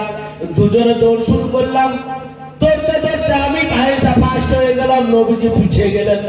নবীজি আমার একটু বিবিকে খুশি করার জন্য, আনন্দ দেওয়ার জন্য নিজে থেকে তিনি পিছিয়ে গেলেন। হযরত আয়েশা ফার্স্ট হয়ে গিয়েছেন, আনন্দ আত্মহারা, বলে হুজুর আজকে কিন্তু আমি আপনাকে হারিয়ে দিলাম। তারপর বেশ কিছুদিন পর যখন বয়স হয়েছে, আমার শরীরটা ভারী। আল্লাহ রাসূল বললেন, আয়েশা চলো আজকেও আমার দৌড় প্রতিযোগিতা হোক। আমার তো এই প্রথম দিনের লোভ আছে, আমি জিতেছিলাম, এক কথায় রাজি হয়ে গেলাম, হুজুর আমি রাজি আছি, চলেন। আবার দৌড় প্রতিযোগিতা শুরু হয়ে গেল। সেদিন কিন্তু আমি হেরে গেলাম, নবীজি আমার জিতে গেল। নবীজি বললেন, আয়েশা রে, ওই যে তুমি আমাকে একদিন হারিয়েছিলে তার বদলা আজকে হয়ে গেল। বলেন সুবহানাল্লাহ। তালিম কি শিক্ষা দিয়েছেন। আজ আমরা যদি আমাদের স্ত্রীদেরকে এই শিক্ষা, এই তালিম, এই ভালোবাসা দিতে পারি, তা আমাদের মা বোনদের মহিলা সমিতি, কোর্ট কাছারি, থানা যাওয়ার প্রয়োজন পড়বে। আর আমাদের মা বোনরা যদি এই শিক্ষাগুলো শিখে, শিকার করে, সংসার করে, তা আমাদের পুরুষদের কোনো জায়গায় কোর্ট কাছারিতে যাওয়ার দরকার আছে? আর এই শিক্ষা কি স্কুলে পাওয়া যাবে, কলেজে পাওয়া যাবে, ইউনিভার্সিটিতে পাওয়া যাবে? পাওয়া যাবে এই বেদবিড়িয়া মাদ্রাসার মতো কি মাদ্রাসাতে। তবে যে কথা বলছিলাম, বাচ্চা হারুন আর রশিদ বলছেন জুবাইদাকে, জুবাইদা সত্যি তুমি সুন্দরী, কিন্তু গলার হাতটা যখন থাকে তখন তোমাকে খুবই সুন্দরী লাগে। বলে জুবাইদা হাতটা কেন খুলে রেখেছো বলো? জুবাইদা বলে, স্বামী গো, হাতটা আমি খুলে রাখিনি স্বামী, আপনি জীবনের কোনোদিন ওই হাতটা আমার গলায় দেখতে পাবেন না। বাচ্চা হারুন আর রশিদ বলেন, জুবাইদারে কেন, কি ব্যাপার, হাতটাকে তুমি হারিয়ে ফেলেছো? অনেক দামি হার, মূল্যবান হার। বলে জুবাইদা কেমন করে গলার হারটাকে তুমি হারিয়ে ফেললে বলো? জুবাইদা বলেন, স্বামী গো, আমি হাতকে হারাইনি। ওই যে রাজ দরবার থেকে বাহলুলকে আপনি ধাক্কা দিয়ে বের করে দিয়েছেন, যে বাহলুল জান্নাতের টিকিট বিক্রি করতে গিয়েছিল, আমি জুবাইদা 1 লক্ষ টাকা আমার কাছে না, আমার ওর হারটা ছিল।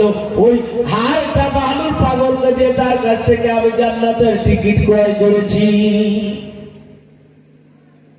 বাচ্চা হারুন আর রশিদ বলছেন, জুবাইদারে তুমি ঠকে গিয়েছো, এত বড় মারাত্মক ভুল করেছো।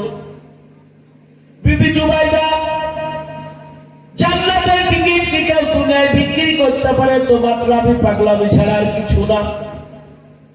বলে স্বামী গো, আপনার কাছে মাতলামি পাগলামি হতে পারে, আমি জুবাইদা আমার বিশ্বাস, আমি বিশ্বাস করে কিনেছি, এটা আমার কাছে জান্নাতের টিকিট। বলে ঠিক আছে জুবাইদা, তুমি টিকিট কিনেছো, কিন্তু আমি কি তোমার স্বামী না? জুবাইদা রে, তুমি যে গলার হারটা দিয়ে টিকিটটা কিনলে, আমাকে কি তুমি মানো না? আমাকে কেন একবার জিজ্ঞাসা করলে না? বিবি জুবাইদা বলেন, স্বামী গো, ওই হাতটি হচ্ছে আমার নিজস্ব হার। আপনি বিবাহের সময় দেড়মোহর আপনি ওই হাতটি আমাকে দিয়েছিলেন, ওটা আমার নিজস্ব অধিকার, তাই নিজস্ব হার দিয়ে আমি জান্নাতের টিকিট কিনেছি। অতএব এ ব্যাপারে আপনাকে জিজ্ঞাসা করাটা শরীয়তে আমার জন্য জরুরি না। মেয়েদেরকে মোহরে যেটা দেওয়া হয় তার অধিকার কে গো? মেয়ে নিজেই। আপনারা মোহর দেন তো নাকি? না সব ধারে ধারে? হ্যাঁ, কথা বলছেন না যে মানে ব্যাগ আছে কিছু ধারে, তাই না? ইস, কি আশ্চর্য কথা। মোহর কত বড় গুরুত্বপূর্ণ জিনিস জানেন? কত বড় গুরুত্বপূর্ণ জিনিস। আমি একটা বিয়েতে গেছিলাম, যেন একটা আত্মীয়, তো বিয়ে পড়ানো হবে কিছুক্ষণ আগে দুই বিয়ে, মানে ছেলের বাপ আর মেয়ের বাপ ঝগড়া লেগেছে। তো ছেলের বাপ মেয়ের বাপকে বলছে ওয়াদা করা খেলাফ, ওয়াদা খেলাফ করা মুনাফিকি, ওয়াদা খেলাফ করা মুনাফিকি, আপনি ওয়াদা খেলাফ করছেন। আমি ভাবলাম কি ব্যাপার, বিয়ের সাথে তো আমরা আলেম ওলামা পাইতে পেরে যাই না, কিন্তু এমন কিছু জায়গা থেকে না গেলে উপায় থাকে না, চোখ লজ্জা যেতে হয়। তবে ছেলের বাপকে গিয়ে বললাম আসসালামু আলাইকুম, বলছিলাম কি ব্যাপার, বিয়ে পড়ানো হয়ে গেলে একটু তো আপনারা বিয়ে হয়ে যাবেন, তো আপনি বিয়ে সাথে এরকম ঝগড়া দিচ্ছেন কেন? আরে হুজুর মুফতি সাহেব বলেন তো ওয়াদা খেলাফ করা মুনাফিকি না? হাদিসে নাই তো? হ্যাঁ আছে তো, ওয়াদা খেলাফ করা মুনাফিকি। তো কি আপনার কি ঘটলো? আরে আমার বিয়ে 2 লাখ টাকা কথা হয়েছে, বিয়েতে আমার ছেলেকে দিবে 1 লাখ টাকা দিয়ে এসছে, আর আজকে 50,000 টাকা দিবে, 50,000 টাকা 6 মাস পরে দিবে। তা আজ 50,000 টাকা না দিয়ে বিয়ে পড়া দিতেছে, বলছে টাকা ম্যানেজ করতে পারি না, টাকা দিতে পারবো না। এটা ওয়াদা খেলাফ হচ্ছে না? এটা মুনাফিকি হচ্ছে না?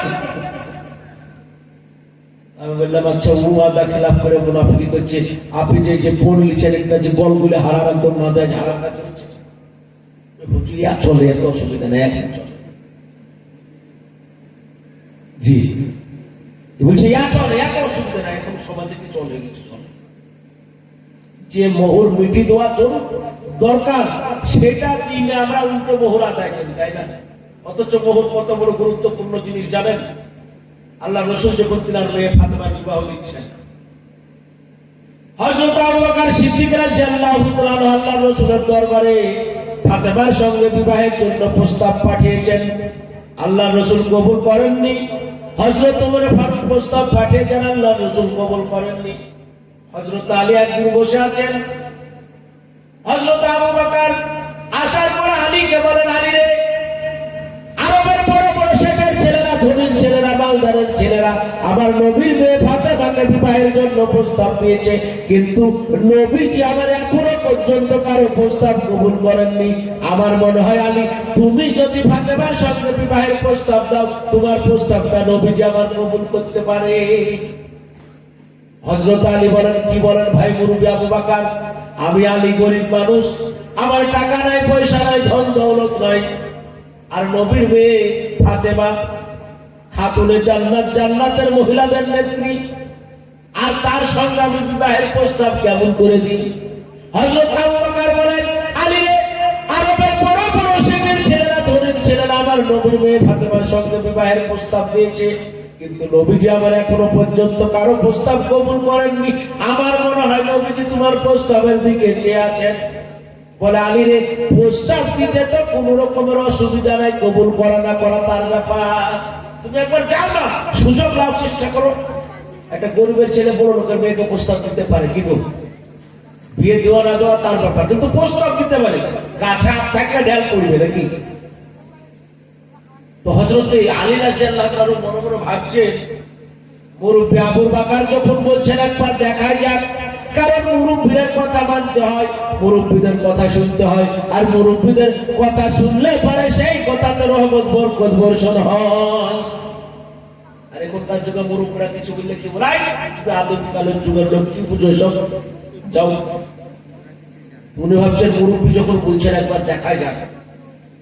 তো হযরত আলী রাদিয়াল্লাহু তাআলা এবার দৌড়তে দৌড়তে আল্লাহ রাসূলের দরবারে গিয়ে হাজির।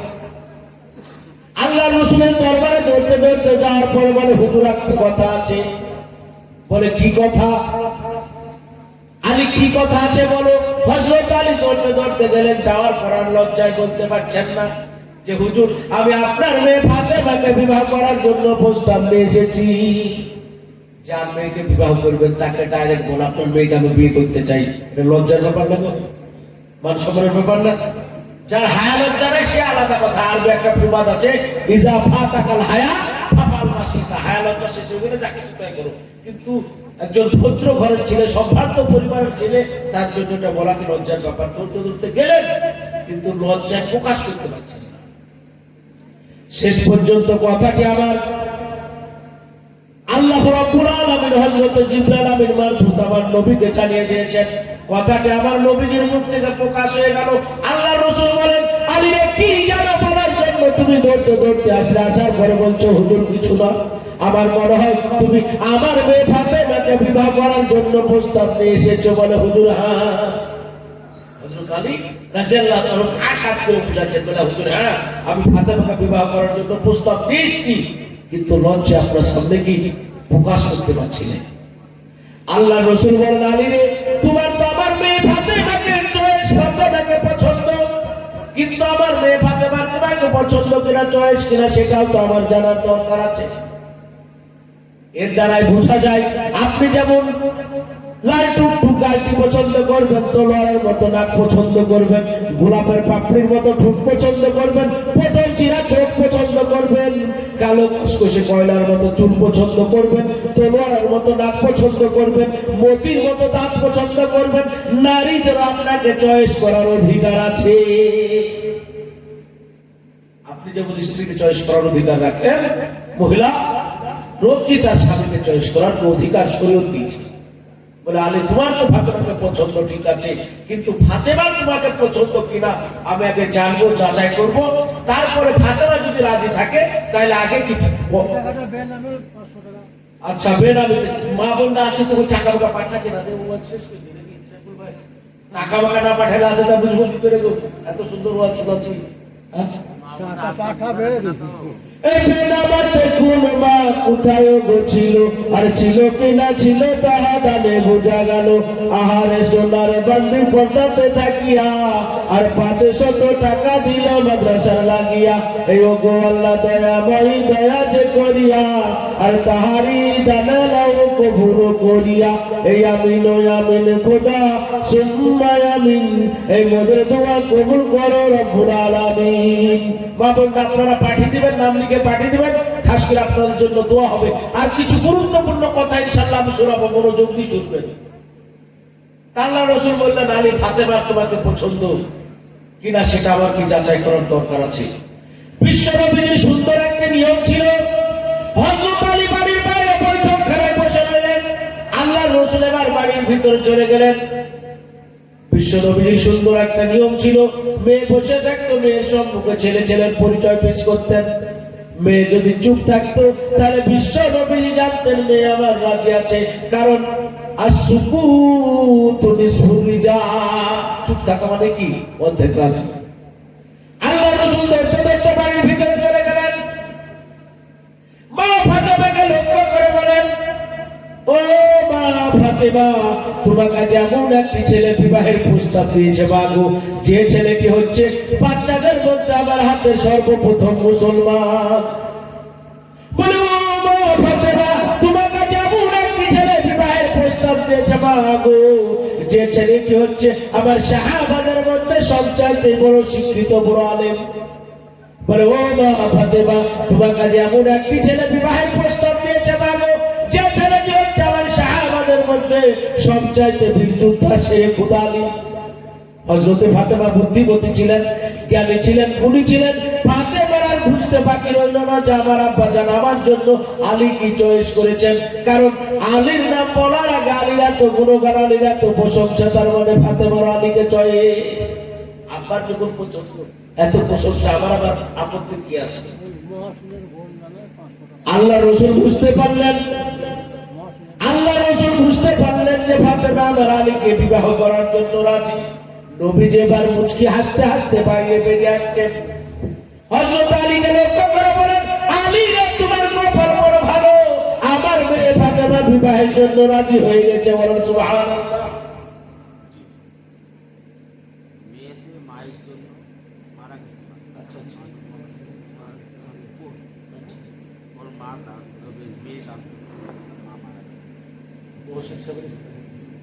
মোহসিন সাহেবের স্ত্রী মারা গেছেন, তার মেয়ে মায়ের জন্য 500 টাকা দিচ্ছে। এই যোগ্য মায়ের যোগ্য বিটি কোথায় ছিল, আর ছিল কিনা ছিল তাহা জানে বোঝা গেল। আহারে তোমার বান্দি পর্দাতে থাকিয়া আর 500 টাকা দিল মায়ের লাগিয়া।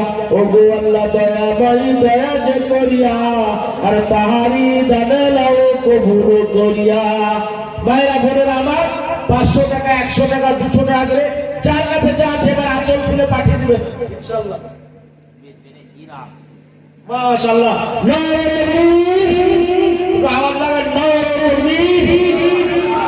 ইরাক শেখ, ইরাক বেদবরিয়া, ইরাক শেখ আবুলের ছেলে ইরাক আলী ওগো বান্দা কোথায় গো ছিল, আর ছিল কিনা ছিল তাহা জানে বুঝা গেল।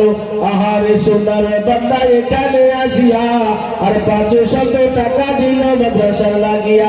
ওগো আল্লাহ দয়াময় দয়া যে করিয়া আর তাহারি দানে লাও কবুল করিয়া। তো বাপজিরা আমার যে কথা বলছিলাম, আল্লাহ রসুল মুচকি হাসতে হাসতে বাড়ি থেকে বেরিয়ে আসছেন, বলে আলী তোমার কপাল ভালো, ফাতেমা রাজি হয়ে গেছে, এবার মোহরের টাকা পয়সা জোগাড় করো। কপালের তো ব্যাপার, নবীজির মেয়ের সঙ্গে বিবাহ চারটেখানি কথা। হযরত আলী বলেন হুজুর কোথায় টাকা কোথায় পয়সা, হিজরতের পরে আমি তো আপনার ঘরের একজন সদস্য, আপনার চুলায় যেদিন পাক পড়ে, আপনার ঘরে যেদিন রান্না হয়, আপনি ডেকে যেদিন এক মুষ্টি খাবার দেন সেদিন আমি আলী খেতে পাই, আর আপনার বাড়িতে যেদিন রান্না না হয় আমি আলী পেটে পাথর বেঁধে মদিনার গলিতে গলিতে ঘুরে বেড়াই।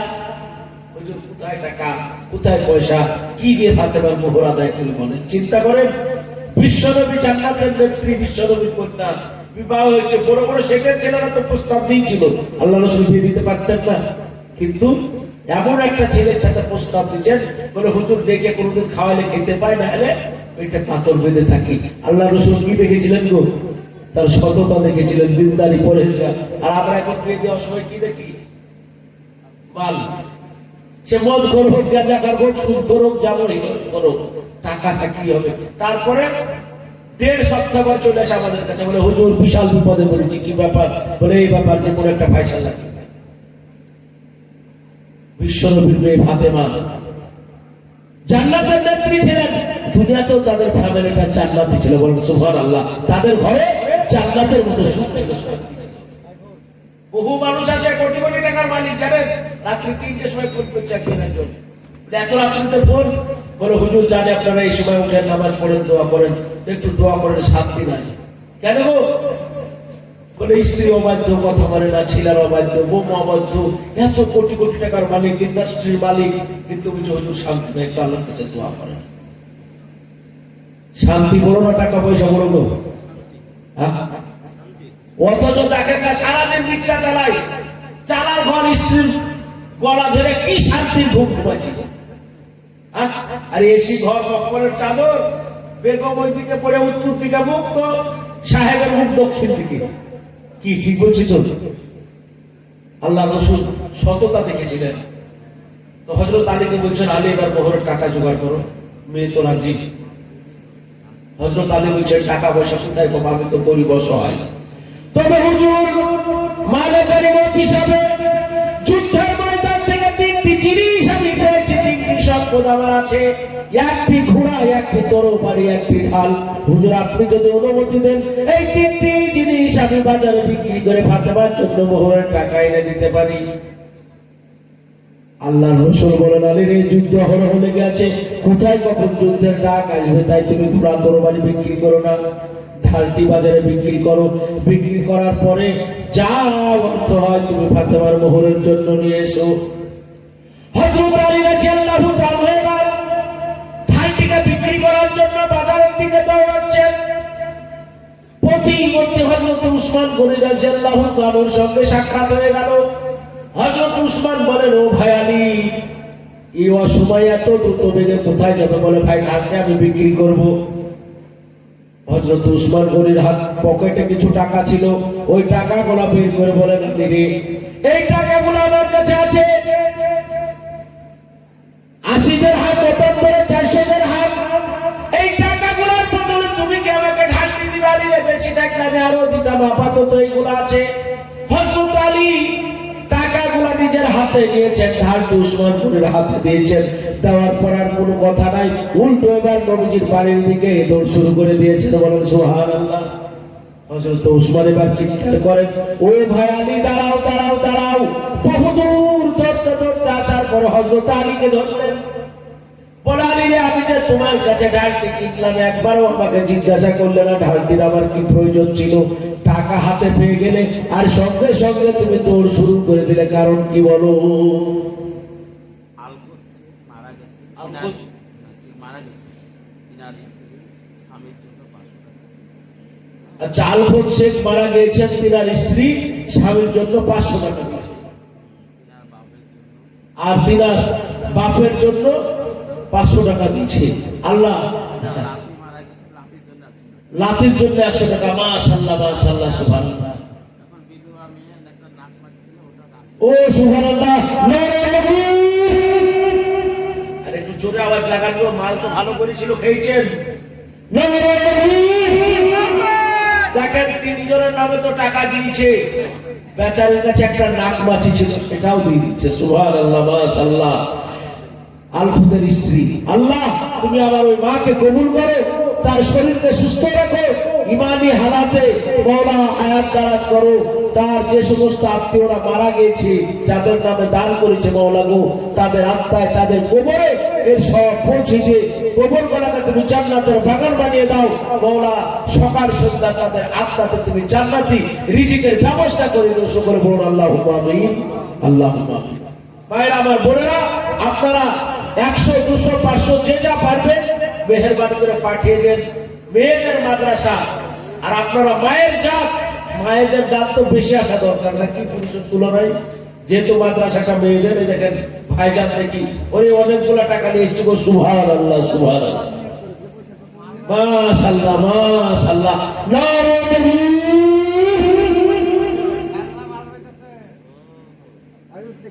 মাশাআল্লাহ মাশাআল্লাহ। দেখি 1 2 3 4 5 6 7 8 9 10, মানে 5000। এই দেখেন, জি আপনার আব্বাজান মারা গেছেন? আচ্ছা আচ্ছা, ইন্না লিল্লাহি। ভাইজানের নামটা কি? শবীর শেখ। ভাইজানের আব্বাজান ছাকাত শেখ রিশেখ মারা গেছেন বলছেন। দেখেন 5000 টাকা। আল্লাহ, এই যোগ্য বাবার যোগ্য ছেলে কোথায় ছিল, আর ছিল কিনা ছিল তা দানে বোঝা গেল। আহারে সোনার বান্দা এখানে আসিয়া আর 5000 টাকা দিল আব্বারু লাগিয়া। ও গো আল্লাহ দয়াময়, দয়া যে করিয়া আর তাহারি দান লাও কবুল করিয়া। এই যে আশাতে যে উদ্দেশ্যে করেছে গোদান, এই কবুল করিয়া নাও পাক সুবহানি। আমি পাপী গুনাহগার, দোয়া নাহি জানি, আর তাহার জন্য করেছেন দোয়া ফাতেমা জননী। এই বেনামিতে তোমার বান্দা কোথায় ছিল, আর ছিল কিনা ছিল তাহা দানে বুঝা গেল।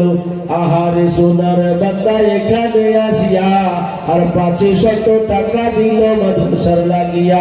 এই গো আল্লাহ দয়াময়, দয়া যে করিয়া আর তাহারি দান লাও কবুল করিয়া। এই আমিন আমিন খোদা সুম্মা আমিন, এই মদের দোয়া কবুল করো রব্বুল আলামিন। তো বাপজিরা আমার সোনার লালেরা, যে কথা বলছিলাম, হযরত আলী টাকা পেয়েছেন আর উসমান গনির হাতে ঢালটা দিয়ে আল্লাহ রাসূলের বাড়ি থেকে দৌড় শুরু করে দিয়েছেন। হযরত উসমান দৌড়তে দৌড়তে আসার পরে ধরলেন, বলে আলী, আমি যে অসময় তোমার কাছে ঢালটা কিনলাম, আমার কি প্রয়োজন, কেন কিনলাম একবার জিজ্ঞাসা করলে না? টাকা পেয়ে গেলে দৌড় শুরু করে দিলে। হযরত আলী বলেন, ভাই উসমান, আপনি জানেন না ফাতেমার সঙ্গে আমার বিবাহের কথা পাকা হয়ে গিয়েছে। যত তাড়াতাড়ি ফাতেমার মোহরের জন্য এই টাকা নিয়ে গিয়ে আমি নবীজির দরবারে পৌঁছে দেব, তত তাড়াতাড়ি ফাতেমার সঙ্গে আমার বিবাহ পড়ানো হয়ে যাবে। তাই ভাই, আপনাকে আমি জিজ্ঞাসা করতে ভুলে গিয়েছিলাম। বলেন সুবহানাল্লাহ। ছেলে মেয়ে যখন দিন হয়ে যায়, ছেলেরও ঘুম হয় না, মেয়েরও ঘুম হয় না। কিন্তু আরে কথা ঠিক কিনা? লজ্জা দিয়া জানতেন করে রাতের বেলায় পাতা গুলো, আরে চিচি বাপ্পা গিরে পুষ মাস চলে গেল, এত টানা দিন করেছে। সমজান ভাই কাটা বাগান থেকে এসেছে, আব্বা মায়ের নামে 100 টাকা দিচ্ছে। আল্লাহ তার আব্বা মায়ের আত্মায় সব পৌঁছে দেন, তার কবরকে জান্নাতের বাগান বানিয়ে দেন। সকাল সন্ধ্যা আল্লাহ তার কবরে জান্নাতে রিজিকের ব্যবস্থা করুক। সকলে বলে আল্লাহুম্মা আমিন, আল্লাহুম্মা আমিন। দেখবেন ছেলে মেয়ের যখন বিয়ের দিন হয়ে যায়, দিন গুনে এই 15 দিন, 14 দিন, 13 দিন, 12 দিন, 11 দিন, ও আপনি আমি সবাই বলেছি, এটা হওয়াটাই স্বাভাবিক। তো হযরত আলী বলছেন, ভাই বিয়ের কথা পাকা, টাকা পৌঁছে দিব তো বিয়ে হয়ে যাবে। তাই জিজ্ঞাসা করতে ভুলে গেছিলাম। আমার আপনার আনন্দ আছে, আল্লাহ রাসূল সাহাবাদের ছিল না? তারাও তো মানুষ। তো ভাই কেন কিনলেন বলেন তো? হযরত উসমান বলেন, আলী রে, টাকা তো দিলাম ঢালটা আমি তোমাকে পুনরায় গিফট করলাম, ফেরত দিলাম। আলী রে, ঢালটিও তুমি ফেরত নিয়ে যাও। হযরত আলী বলেন, ভাই উসমান, আমার এই বিপদের দিনে আপনি এত বড় উপকার কেন করলেন বলুন? বলে, আলী রে, কাল কিয়ামতের ময়দান যখন মাথার উপর সূর্য নেমে আসবে, সূর্যের তাপে মানুষের মগজ যখন টকবক করে ফুটবে, কারো হাঁটু পর্যন্ত ঘাম হবে, কারো মাথা পর্যন্ত ঘাম হবে, কেউ আবার ঘামে সাঁতার কাটতে থাকবে। মানুষ ইয়া নফসি আমার আত্মার কি হবে, আমার আত্মার কি হবে করে পুরো কিয়ামত ময়দান ছুটে বেড়াবে। সেই দিন আমি উসমান কিয়ামতের ময়দানে আল্লাহর কাঠগড়ায় সিজদায় পড়ে যাব, আল্লাহকে কেঁদে বলবো, খোদা গো, আমার জীবনের কোন আমল যদি কবুল না হয়, আমি একদিন তোমার মেয়ে, নবীর মেয়ে ফাতেমার সাথে আলীর উপকার করেছিলাম, তার বদৌলতে আল্লাহ তুমি আমাকে মাফ করে দাও। ভাই, তাই জন্য আমি উপকার করলাম। বলে, যাও তুমি টাকা পৌঁছে দাও, আর কি বিয়ে পড়িয়ে দাও। বলেন সুবহানাল্লাহ। দেখেন হযরত আলী কত গরিব মানুষ, তারপরে আল্লাহর রাসূল বললেন যে টাকা নিয়ে আসো, আল বিক্রি করো, তারপরে বিয়ে দিবে। তাই বলে ধারে মোহর রেখে বিয়ে হবে না তা বলছি না, কিন্তু মোহর অত্যন্ত গুরুত্বপূর্ণ ভাবছি। অবশ্যই কি পৌঁছে দেওয়া দরকার। তো বাচ্চা আল্লাহর রাসূল বলছেন, জুবাইরা, তুমি হাটটা যে দিলে, জান্নাতের টিকিট কিনলে, আমাকে একবার জিজ্ঞাসা করলে না, আমাকে কি স্বামী বলে মানো না? তো বলছে, স্বামী, এটা হচ্ছে আমার মাল, তাই আপনাকে জিজ্ঞাসা করতে কি, জিজ্ঞাসা করাটাকে আমি প্রয়োজন মনে করিনি। জুবাইদার যুক্তির কাছে, দলিলের কাছে হারুনার রশিদ তো কিছু বলতে পারছেন না, কিন্তু মনে মনে ভাবছেন এই মশলায় শিখলো কোথায়, জানলো কোথায়। আজকাল বইয়েরা, স্ত্রীরা বেশি জানলে একটু মানুষের কষ্ট হয়, কিন্তু হয় না? হ্যাঁ, অনেক আবার বেজার হয় না? একদিন গরমের সময় জালসা করে স্ত্রী বুঝতে পেরেছেন রাতের বেলা কারেন্ট নাই, আমার স্ত্রীকে বললাম একটু হাওয়া করো তো বেগম সাহেব হাওয়া করছে, গুনছে 1 2 3 4। তোমরা হাওয়া করবে তো গুনার কি দরকার? বলে, গণনা করা ভালো, এটা সুন্নাত, হিসাব রাখা ভালো। 100 যখন হয়ে গেছে তখন বলছে, শোনো, কোরআনে আছে, হুন্না লিবাসুল লাকুম ওয়া আনতুম লিবাসুল লাহুন্না। স্বামী হচ্ছে স্ত্রীর পোশাক, আর স্ত্রী হচ্ছে স্বামীর পোশাক। আমার 100 করা হলে তুমি 100 করো আমাকে। ভারী বেকায়দা কি অবস্থা বলেন তো? তাকে কি ভাই, আমি জালসা করে বকে স্ত্রী করবে, তুমি হাওয়া করবে, আমি ঘুমাবো, আমি ফজরের নামাজ পড়ে আবার মাদ্রাসায় গিয়ে ক্লাস করাবো। দলিল দিয়েছে কোরআন দিয়ে, আর কিছু বলা যাবে? বেকায়দা উপায় নাই করতে, আবার আমি করছি তো বলছি আবার 1 2 3 4। আরে গুনাহ কি দরকার? মানে গণনা করা ভালো, গণনা করা সুন্নাত। 100 যখন হয়ে গেছে, না 100 তুমি করেছি, না আমি 100 করলাম, শোধ বলে তুমি জানা তোমাকে আরো 100 করতে হবে। তার মানে আর কোরআনে পড়োনি, আর রিজালু কওয়ামুন আলা নিসা। আল্লাহ সবসময় পুরুষকে নারীর উপরে রেখেছে। পুরুষ আছে কি নারীর উপরে, পুরুষ নারীদের দায়িত্বশীল। তারপরে তোমাকে আমার উপরে থাকতে হবে, আমি 100 করেছি মানে তোমাকে 200 করতে হবে। হাই রে হাই, বেহেশতে যেও এই মারুফুল তফসিরে মারুফুল কোরআন, এই সমস্ত কিতাবগুলো বাড়িতে কিনে এনে দিই, কি ভুল করেছি, এই না পড়লে তো মশলা করে চাটতে পারতাম না। আর আজকে কি বেকায়দাও কি পড়তে হবে না? ভাই, এটা ভালো, প্রত্যেক আপন কোরআন হাদিস পড়ুক, নিজের হকটাকে বুঝে লেখ নাকি। আজ এই মশলা মাসাইল যদি মাদ্রাসায় মেয়েরা না পড়ে, জানতে পারবে নিজের অধিকার, নিজের হক আদায় করতে পারবে না, আমরা দিতে পারবো। তারা তাদের হক দিবে, আমরা তাদের হক দিব। কোনো সমস্যা আছে? কোনো সমস্যা নাই। তো বাচ্চা হারুনার রশিদ মনে মনে ভাবছে, হাই রে, এমন দলিল দিচ্ছে, এখানে তো আমার কিছু বলার নাই। তো যা কিছু বলতে তো পারছে না, বিছানায় শুয়ে পড়েছে খাটে। বাচ্চা হারুনার রশিদের মন খুব খারাপ। জুবাইদা আস্তে আস্তে বাচ্চা হারুনার রশিদের কাছে যাচ্ছে, কারণ স্বামী স্ত্রী এক বালিশে শোয়াটাও কি সুন্নাত। হযরত আয়েশা সিদ্দিকা বর্ণনা করেন, বিশ্ব নবীজি যতদিন জীবিত ছিলেন, আমি আয়েশা, আমার ঘরে একটি মাত্র বালিশ ছিল।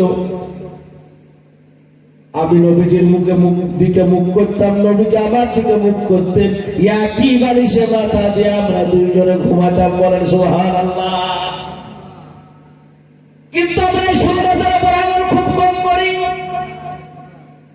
আপনি বালিশ একটা মাথায় নিয়েছেন আপনার মুখ উত্তর দিকে, আপনার স্ত্রী আর একটা বালিশ মাথায় নিয়েছে মুখ হয়েছে দক্ষিণ দিকে, মাঝখানে ফাঁকা। শয়তান ইবলিস এসছে, সে মাঝখানে এবার শুয়েছে। শোয়ার পরে মনে মনে ওয়াসওয়াসা দিচ্ছে, ওগো তোমার বউয়ের সাথে তোমার শালীর চেহারাটা দেখতে বেশি ভালো। আর আপনার স্ত্রীকে ওয়াসওয়াসা দিচ্ছে, তোমার স্বামীর চাইতে তোমার দেওরের চেহারাটা দেখতে ভালো। এইরকম ভাবে ওয়াসওয়াসা শয়তান দেয়। তাই আল্লাহ রাসূল এক বালিশে মাথা দিয়ে ঘুমাতেন, যাতে করে শয়তান মাঝখানে এসে ওয়াসওয়াসা দেওয়ার সুযোগ না পায়। বলেন সুবহানাল্লাহ। তো জুবাইদা একসাথে ঘুমাবে, স্বামীর কাছে যাচ্ছে, তো বাদশা হারুন রশিদ কইরা দিয়ে ভাবে করতে পারছে, মেজাজ তো ভালো নাই। জুবাইদা দেখছে স্বামীর যদি এরকম করে তাহলে স্বামীর কাছে কি যাওয়া ঠিক হবে না। কারণ স্বামীর কাছে যেতে হলে স্বামীর মন মেজাজ বুঝে দিতে হবে এদেরকে। আপনি মাঠে গেছিলেন, ধানের জমি দেখে এসেছেন, আসার পরে দেখছেন সব ধানের পুকারে গিয়েছে, কিভাবে কাটবো, খরচ সংসার কিভাবে চালাবো, সামনে আবার চৈতালি গোসল করতে হবে, মনে মনে আপনি টেনশন করছেন, আর স্ত্রী কাছে গিয়ে খুশখুশ খুশখুশ করছে, তো মেজাজ খারাপ হবে না? হবে না? স্ত্রীকেও স্বামীর মেজাজ বুঝতে হবে, তবেই কাছে যেতে হবে। চুপ করে জুবাইদা উঠে চলে এসেছে এক সাইডে, বাচ্চা হারুন রশিদ একদিকে শুয়ে আর জুবাইদাকে আর একদিকে চুপচাপ আপনার বুকে শুয়ে আছে। বাপজিরা আমার শোনায় লালেরা, আল্লাহ রাসূলকে আদর্শ শিক্ষা দিয়েছে, চিন্তা করেন। আর যে তালিম শিক্ষাগুলো তো আমাদের নাই, আমরা স্ত্রীকে সুন্দর বলতে পারি না। জি, আজ দেখেন স্ত্রীকে সময় দেয় না, এখনকার ছেলেরা সময় দেয় না। আমাদের কাছে অভিযোগ আছে, মশলা জানতে আছে, বলে হুজুর 6 মাস ব্যাংক করে থাকে। সাহেব বাড়িতে এসছে, বেলা 9টার সময় ঘুম থেকে উঠে উঠে চায়ের দোকানে চলে যায়। চায়ের দোকানে গেছি 3:30 সময় এসে গোসল করে করে 4টে খায়, খেয়ে ঘুম লাগায়। সন্ধ্যা পর্যন্ত ঘুম পাড়ে, ঘুম পাড়ার পরে এবার ঘুম থেকে উঠে মোবাইল ঢুকতে লাগে। মোবাইল ঢুকতে ঢুকতে রাত 3:30 পর্যন্ত মোবাইল ঢুকার পরে আবার শুয়ে যায়। স্ত্রী ভাত খাবে না অন্য জায়গায় বয়ফ্রেন্ড খুঁজবে? বলেন, খুঁজবে না? খুঁজবে না? স্ত্রী বলছে আগে বসো, একটু সময় দাও, টাইম দাও। বলে টাইম দেয়। ওই মেয়েটাই বিয়ে করার আগে যখন প্রেম করতো, ভালোবাসা করতো, বুঝতে পেরেছেন, বলে রাত 12টার সময় আমি বলেছি তোমার সাথে দেখা হবে, জানলা খুলে 11টায় গিয়ে হাজির থাকতে দেখা করতে। মানে ওর প্রেমিকা বলেছে আব্বা মা ঘুমিয়ে যাওয়ার রাত 12টায় জানলা খুলে তোমার সাথে গল্প হবে, যাবা। বেটা 10টা থেকে ঘড়ি দেখছি, কখন বাজে 12, কখন বাজে 12, এরা পর দেখছে না। 11টার সময় জানলার ধারে দাঁড়িয়ে, 4 বর্ষার দিন, পাট পচা পানি ছিল বাচ্চাদের তলে, একবারে মশা তো 2 পা ছেঁকে ধরেছে, বুঝতে পেরেছেন? বলছে মশারে 2 পা যদি গিলে খেয়ে ফেলিস, একটা থাবাও মারবো না, কারণ আমার প্রেমিকার বাপ যদি জানতে পারে তাজা কবর দেবে। ওই সময় জানলা খুলে 12টা পর্যন্ত দাঁড়িয়ে, জানলা খুলে যখন একবার হাই লাভ ইউ বলে যার বলতে শীতল হয়ে গেছে, বাড়িতে দৌড়তে দৌড়তে এসে 5 বালিশ পড়ে গেছে, আল্লাহ কি শুনলাম। সেই তো আমি তোমার প্রেমিকা, 12টায় দেখা করবো বললে 11টায় গিয়ে দাঁড়িয়ে দেখতে মশার কামড় কিছু মনে হইতো না। আর আজ সময় নাই, বলে না আজ সময় নাই, কোন ভালো লাগে না, তখন ভালো লাগতো। এটা হচ্ছে শয়তানি, ইবলিসি লাগে। বিয়ের আগে ভালো লাগালে হবে না, বিয়ের পরে কি ভালো লাগাতে হবে। বাপজিরা আমার শোনার লালেরা, বিয়ের আগে ভালো লাগালে হবে না, স্ত্রীর সাথে প্রেম ভালোবাসা বিয়ের পরে কি ভালো লাগাতে হবে। তো বাচ্চা হারুন রশিদ একদিকে শুয়ে আর বিবি জুবাইদা আরেকদিকে শুয়ে, ঘুম চলে এসছে। হঠাৎ বাচ্চা হারুন রশিদ স্বপ্নের মধ্যে দেখছেন বিবি জুবাইদাকে কে যেন সুন্দরী, এমনিতেই সুন্দরী, তারপরে সুন্দর তাকে সুন্দর করে সাজিয়েছে। সাজানোর পরে জান্নাতের মধ্যে, বালাখানার মধ্যে জান্নাতের হুরেরা একটা দোলনাতে জুলাইখাকে বসিয়েছে। বসানোর পরে তাকে জান্নাতের মধ্যে দোলা দিচ্ছে। বলেন সুবহানাল্লাহ। বাচ্চা হারুন রশিদ থেকে চমকে উঠেছেন, বলে ও জুবাইদা, আমি তোমার স্বামী হারুন, তুমি কি আমাকে চিনতে পারছো না? বলে বিবি গো, আমি তো তোমার কাছে যেতে চাই।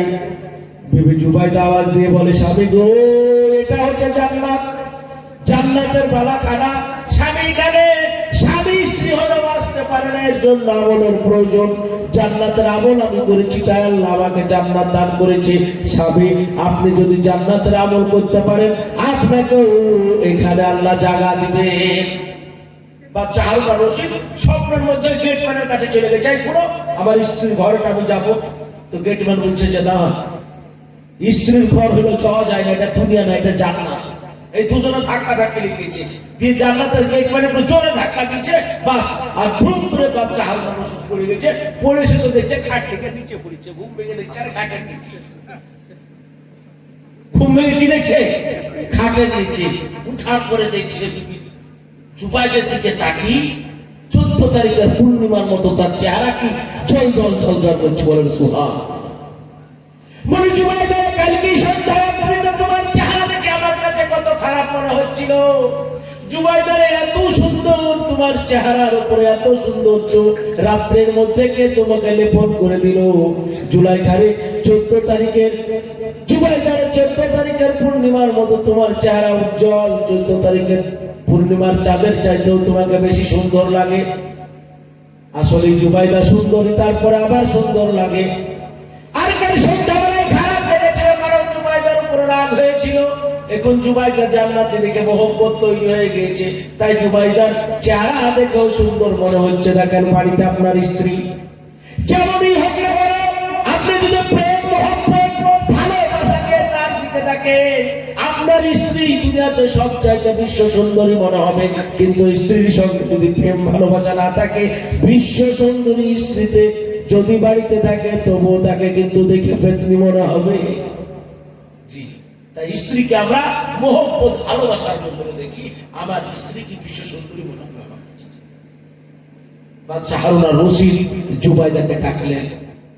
জুবাইদা চোখ খুললেন, বলে জুবাইদা রে, তুমি জিতে গিয়েছো, আমি হারুন হেরে গিয়েছি। জুবাইদা, তুমি তো তোমার গলার হার দিয়ে জান্নাতের টিকিট ক্রয় করেছো।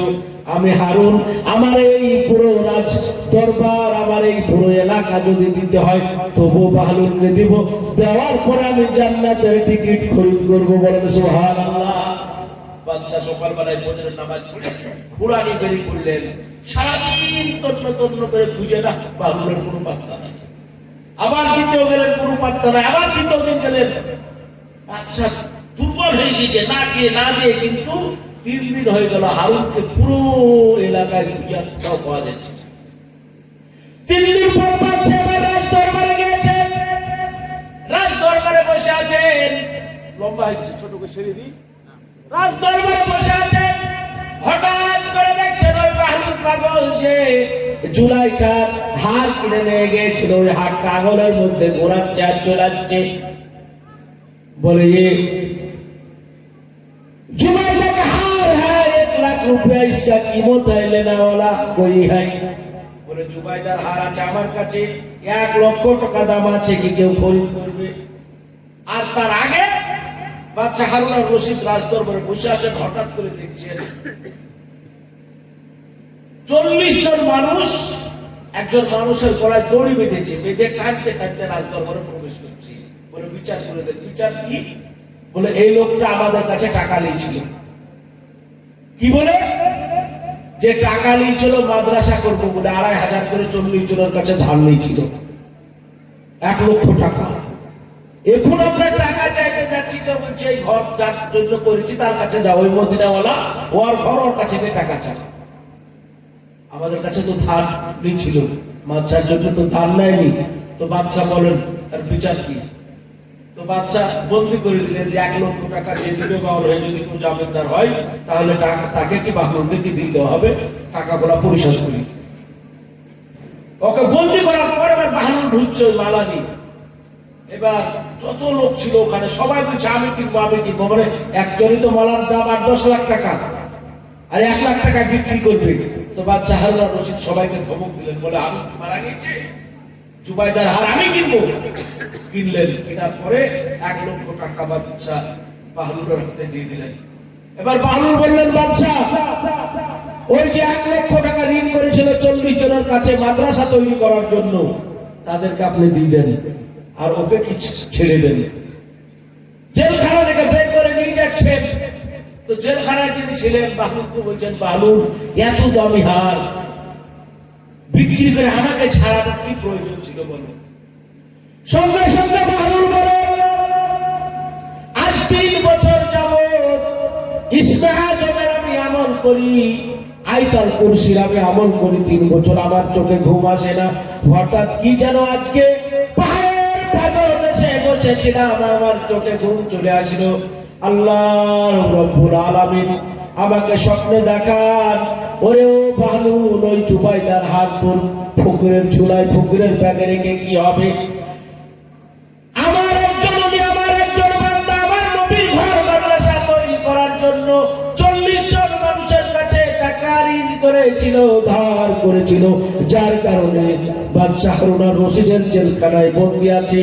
যা যা ওই জুবাইদার হালটাকে তুই বিক্রি কর, বিক্রি করার পরে ওই আমার বান্দা যে আমার নবীর ঘর তৈরি করেছে, যার কারণে বন্দী আছে, ওই 1 লক্ষ টাকা দিয়ে তাড়াতাড়ি ওই জেলখানা থেকে বন্ধ কর। বলেন সুবহানাল্লাহ। স্বপ্নে আল্লাহ আল্লাহ রাসূলের সাথে কি সাক্ষাৎ হয়ে গেছে? বলে আমি যে তোমাকে 1 লক্ষ টাকা দিলাম, দেওয়ার পরে ছাড়ালাম, যার কারণ নবীজির সাথে এতদিন আমার স্বপ্নে দিদারের সুযোগ হয়নি, ওই যে মাদ্রাসা তৈরি করেছে, আর যার কারণে তাদের কাছ থেকে ধার নিয়েছিল, ওই ছাড়ানোর কারণে বিশ্বনবীর সঙ্গে আমার সাক্ষাৎ হয়ে গেছে। জোরে সোরে বলেন সুবহানাল্লাহ। বাপজিরা, আমার সোনার লালেরা, এই মাদ্রাসা আজকে এত গুরুত্বপূর্ণ, এত ফজিলতপূর্ণ। তাই আসুন মায়ের, আমার বোনেরা, এবার আপনাদেরকে দেখতে চাই। 2-4 জন আল্লাহর বান্দি বা বাপজিরা, আপনাদের সবারই তো হয়ে গেছে গো।